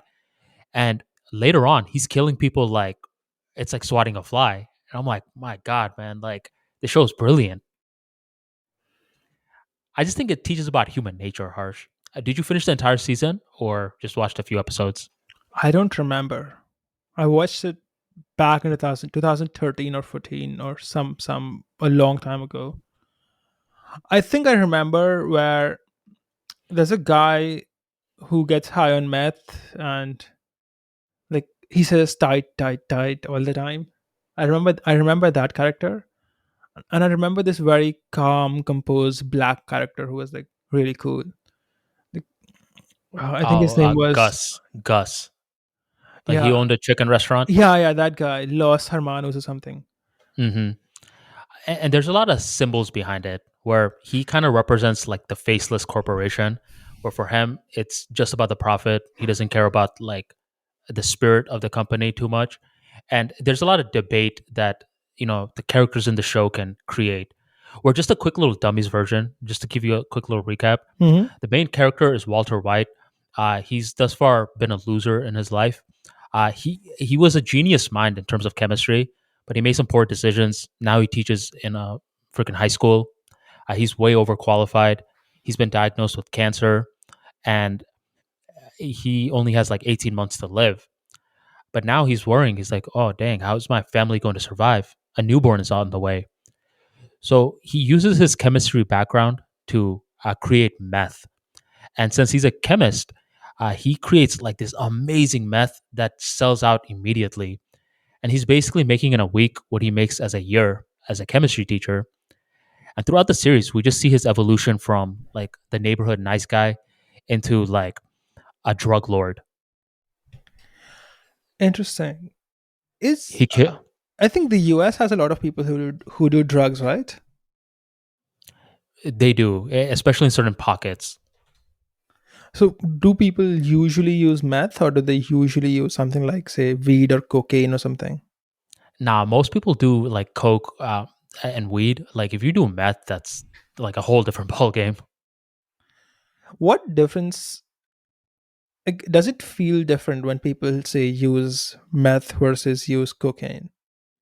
Oh Like, do yeah, these if drugs have different effects, or do they all just get you high? so, I've never like I don't know much about it from personal experience, but I'm talking about like the social stigma. If you tell someone like, "Oh, I do meth," that's like, I mean, that's just like people are like, "Wait, what?" Instantaneously, they'll look at you different. Where if you tell someone, "Oh yeah, I smoke weed," they'll be like, "Ah, whatever," you know.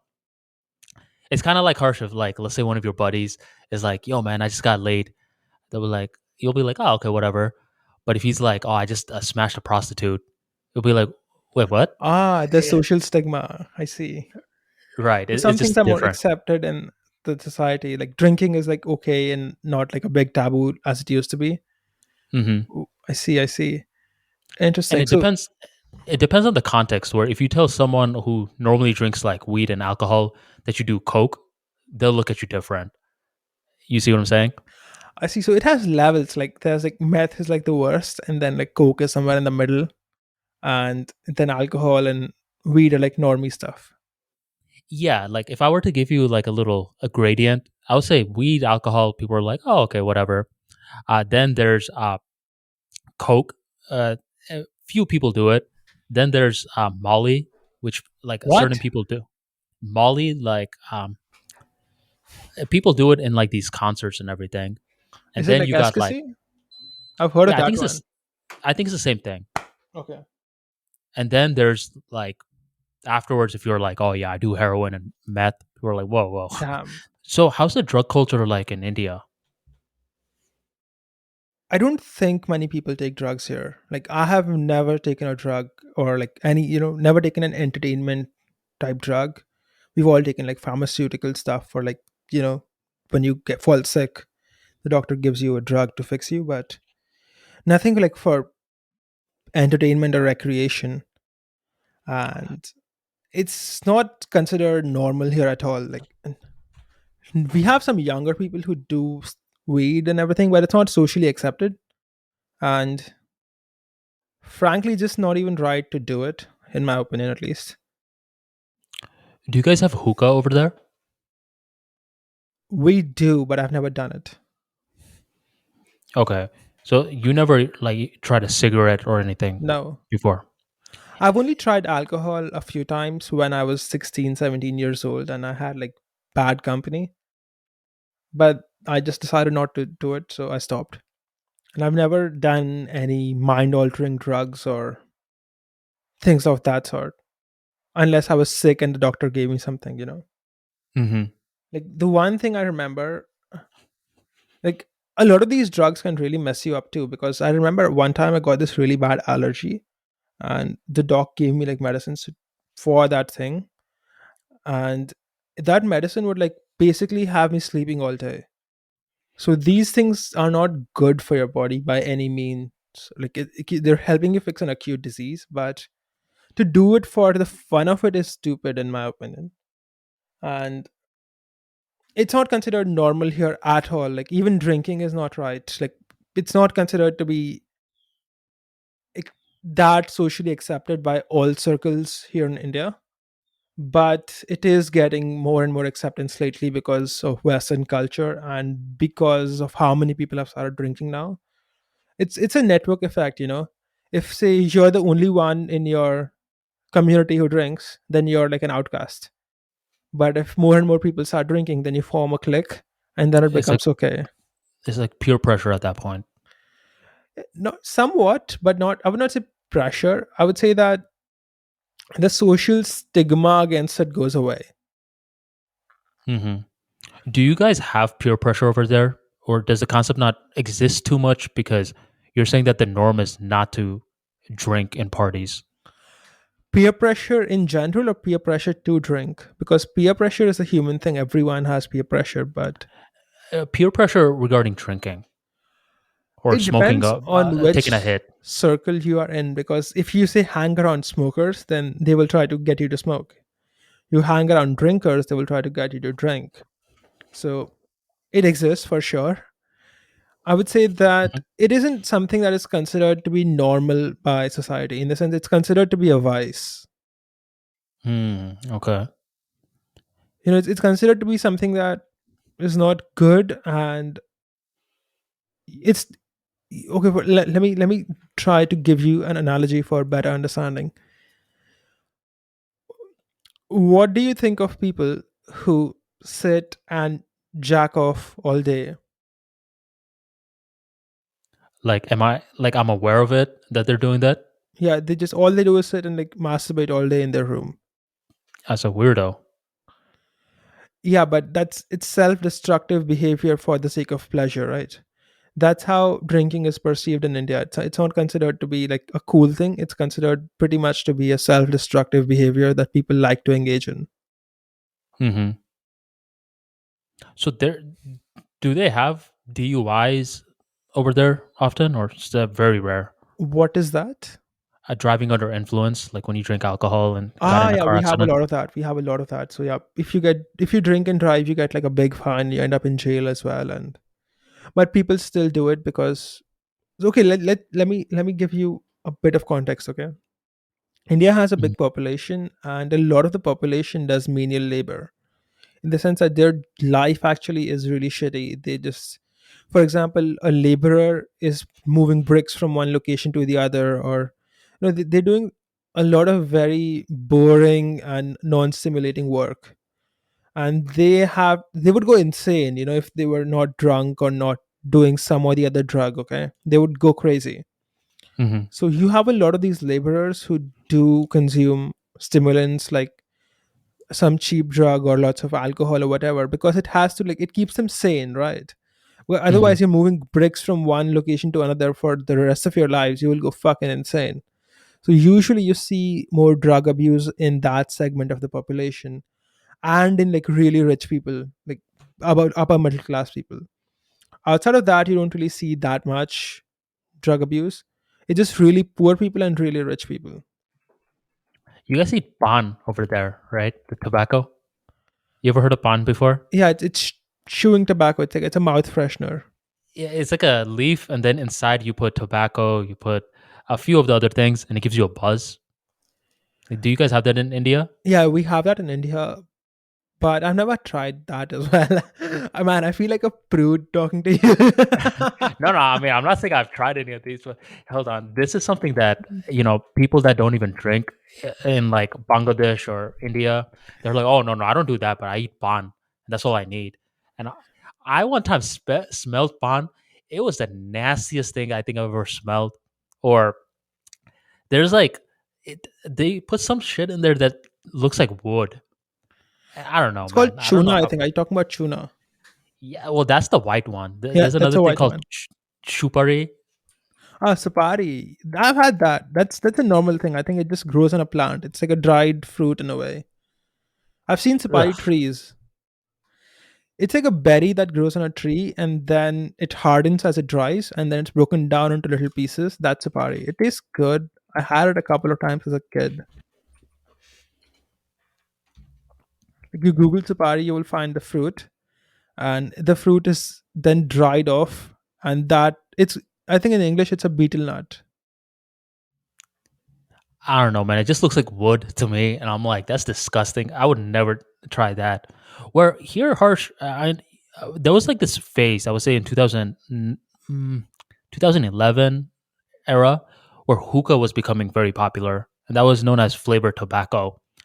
And I had this buddy that came from Houston to the down, like the Tampa area, and I just recall like a bunch of us would just go there, and people would go there study. It became like the social thing for a while. But hookah is not like a good. It's not good for you. But I know in Middle Eastern cultures, people try that a lot. I don't know. It seems like smoking 1,000 cigarettes at one time. You're Hmm. just inhaling smoke. So there's no way it can be good for you. Oh no, there's like nothing good regarding it. I think people do it like for an entire hour, right? Yeah, but you're normally going with like I would say 5 to 10 people at least, so it's getting split up between the group. Wait, so how many cigarettes have you smoked if you smoke a hookah for 1 minute? That's an interesting question. Let me Google hookah to cigarette ratio. They give you a very big, bizarre number, from what I recall. Okay, so cigarette smokers typically smoke a cigarette for 5 to 7 minutes, taking say 8 to 12 puffs of 40 to 75 ml each. In hookah session, um, which lasts for say 30 to 80 minutes or even longer, and the smoke inhaled is about a liter of smoke. So it's about 100 cigarettes in one session. What the fuck? Yeah, I What the mean, fuck? It's 100 cigarettes in one session. damn, that's intense. Okay, so I'm looking at this, okay, cdc.gov. So I think it's the American Health Organization. It says that in a typical 1 hour session, you end up smoking 100 to 200 cigarettes worth of smoke. That is so crazy. 200 cigarettes in one session. And people do this stuff on the regular. Yeah, a lot of people did it a lot of people bought their own hookah and they would just smoke it at their crib. Because if you go to a hookah bar, getting one hookah is, I'll say, $20 or so, and $5 per refill. But if you buy your own hookah, then all you need is like the tobacco, which is like $7, but it'll last you for, I would say, like 10 sessions. I'm I just had a blown away by the number, like 200 times the amount of smoke they would inhale from a cigarette. How is this legal? that I don't know, and I actually heard like that number before, and I heard like the number was distorted, but I'm not gonna speak more on that because I don't know. And it was like a hookah guy that was telling me, he's like, "Oh no, no, those numbers are BS," and it was like they're talking about like completely unflavored hookah, and apparently there was like all these variables they knew about. But yeah, I mean, one thing that I will say is that's something that I tried in undergrad, but it just I don't do it. It's not it doesn't have any sort of benefits. So nah. So you guys don't do you guys have hookah bars there? We do have hookah bars here, but it's like you're asking the wrong person. Okay, I Hmm. just I haven't really been to any one of them. I keep getting invited, I just never go. Do your parent or excuse me, not your parents, do your friends do any of this stuff like hookah, Some of them, drinking, weed? some of more, like, a lot of my friends drink, and some of They're them smoke hookah and whatever, what have you. All the modern they're never stuff. like, oh, harsh man, take a shot with us. Oh, they're always like that, but you You're like, have to fuck say off. no. Yeah, You're like the DD, the designated driver. not really. I never drive for them, in the sense that some if they're going out for a hookah, I just will not join. Besides, I don't have time for all this bullshit anyway. Do they know about like your business grind as well? The affiliate marketing side of it, yes. The LMM side, not really. Not really. Well, that's one good thing I would say in just regards to fitness, where when you have fitness in your life, it's very difficult to do these other things as well, where you'll noticeably feel like a big difference. Like, let's say you're smoking hookah and trying to go to the gym later that day, you'll just feel different. So, when you have like the weights or some form of gym activity in your lifestyle, it centers you in a different way. Definitely. In fact, say doing proper strength training is going to force you to fix your lifestyle, because let's say that you are someone who only sleeps 5 hours a day because you're busy doing whatever. You're just not going to be able to lift what you need to lift the next day, because you just won't have recovered. So it's going to force you to sleep properly. Likewise, you will find that eating enough and eating healthy and having enough protein will make it much easier for you to move up your numbers. So you are going to do that. So it forces you to be accountable, because if you are living a shitty life, you will notice the next day that your body isn't performing how you want it to perform. Hmm. I'm kind of curious though, because we do talk about productivity a good amount, and you don't have to say this out loud, but is there anything that in your life you're like, man, I do this, but I shouldn't do it? You don't have to Mm, say it out loud though, just like I a sleep yes way or too no. late sometimes because of my business. Like a lot of the time, for example, right now we're still talking and it's 12:30.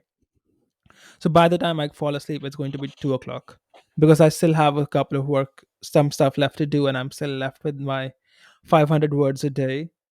So by the time I fall asleep, it's going to be 2:30ish. So I end up sleeping really late, where sometimes I'll sleep at 3 as well if I have like a late business call, Hmm. especially when I'm talking to Americans, or with my American business partners, and Right, that kind of messes up my sleep schedule. Like like imagine waking up at 11 or 12, right. or so that's like the worst part of my schedule. But that's something I can't really help, because I live in like a completely opposite time zone from the rest of my business work. Oh yeah, and by the way, welcome to the 500 uh, word challenge group. Hey, I'm glad to be there. It's actually super interesting that I knew everyone who was in the group already. And I knew that you were in the group since before you told me. Oh, Because did you? yeah, I was invited to that group when it was being made. I just tell them, I just told the guys no because I was too busy. But then in the new year, on the 1st of Jan, or I decided that I'm going to write more. And I find it that the habit was a little difficult to stick to, because something or the other will always come up, and then I'll do it tomorrow. Today I was very busy with marketing work or whatever. So I just hit up our mutual friends and I told them that let put me in the group, I'm going to do it. and that's how we ended up together. Yeah, when one of the members are like, "Oh, Harsh is joining," I was like, Wait, which Harsh?" And then I'm like, "Wait a minute, how many Harshes do you know that both you guys know?" Because I'm so used to people calling you LMM or Life Math Money. So when he said Harsh, I was like, "Oh, that's dope." Because when you joined the group, I was like, "Awesome!" I felt good because I know you pretty well, and it's now a brotherhood. Yeah, I think that these accountability groups really help, especially when you know other people, because then it becomes a social thing. For example, if I say stop writing, then I'm going to look like a piece of shit. Like, you can't even stick to like a simple thing like writing 500 words a day. So I have to keep posting, otherwise I look like a piece of shit. Like, I look like weak. And that thing is there for everyone. Like, I think even you have the thing where you're just not feeling like writing. hmm But since you're in the group, you don't want to skip a day, because then it's like, what happened? Why is Arman not here today? Arman is getting lazy.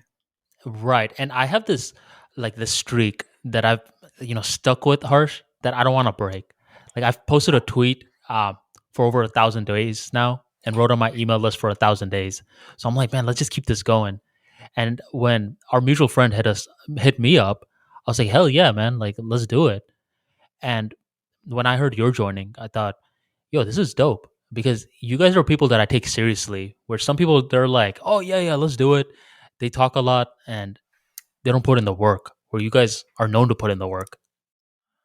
Yeah, I think in our accountability group, everyone does the work, and we rarely have people miss. And we're not complainers. Where I know you're like you say you have some accountability groups, but I've been in a few where I've experimented where I see a lot of the times people just become whiners. They talk about why they can't do it, and then others keep like giving them a pat on the back, like, "Oh no, no, so sorry for you." I'm like, man, just shut up and do the damn work, bro. So I don't recall like you or like our other friend whining too much.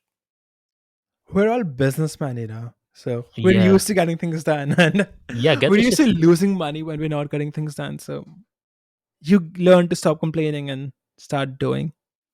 Well, no, but that's why it was even more shocking. Where like certain groups I'm in, I'm like, man, this is like gonna be a sharp dude, and he's over here like, well, I can't do it because of this. Hey, you guys want to get a Zoom call? And like I'm on the Zoom call, and all they're doing is like they're making excuses. And I'm like, huh? Like, this doesn't make any sense to me. Um, Yeah, you gotta so- be careful. Some people just act like they're very, action oriented, but they don't really get anything done. Like, what did you achieve in January, Arman? Tell me, and I'll start with me if you want. yeah, I mean, either or works. Okay, for me, in January, in the past 30 days or 27 days, because it's being recorded on the 27th, I've written 3 articles. Sorry, I've written 4 articles and I've published 3 articles. This is my ninth podcast for the month. And I think I'll do one more. So I'll have 10 podcasts in January. I built the privacy coins module for our teach yourself crypto course, which will be launched on the 31st. And I completed one computer science course. I've also not missed a single session in the gym. And I've also been on a bunch of other things that are not related to LMM, like my voice classes and things of that sort, affiliate marketing business. All of that I've been working on. So January has been productive for me. I haven't wasted any time whatsoever. I haven't missed a single gym session. Most people miss like more sessions in a month than I miss all year. It's too funny, man. Congratulations, man, because that's putting in work, and you're starting off the year strong. So congratulations for that. And for me, man, I mean, I've published what is it, 10 plus blogs, um, posted 10 plus podcasts on my Armani Talks podcast, 10 plus videos. I released 2 new classes for Skillshare. I got a few clients, so I've been working with 2 of them recently. And I'll probably bring it up in more detail in our next call. But I released my first ever fiction book called Cobra, and the book is doing pretty well on Amazon right now. One of the top psychological fictions, Hmm. and it's kind of funny because we were actually talking about writing a fiction I believe 2 or 3 episodes ago, and it was definitely an experience because I've been writing a lot of nonfiction. So writing a fiction is different. So just got that published for this month as well. Interesting. So you've had a very productive month as well. Absolutely, man. Because for me personally, I realized my system for content creation, where I try to treat it like an athlete, where I don't just wait for inspiration to strike. I have this plan that I do every single day, and I just keep on executing. I see. So it's like a how you do one thing is how you do everything, Arman. You proved it yourself. Yeah, I mean, like for me, like for the past 2 years, like it's kind of like this discipline that I've been building. Like 3 YouTube videos a week, 3 podcasts, 3 blogs, and these are tiny. These aren't like I'm not over here trying to say, oh, I'm gonna record like 3.5 hour podcast with LMM 3 times a week. I think that's where consistency and humility kind of go hand in hand. Where the Armani Talks brand is built on short stories. So can I release 3 short stories a week? Hell yeah. So I think this is just a lesson in consistency for those people who made it all the way here, where you gotta like know what works for you as well.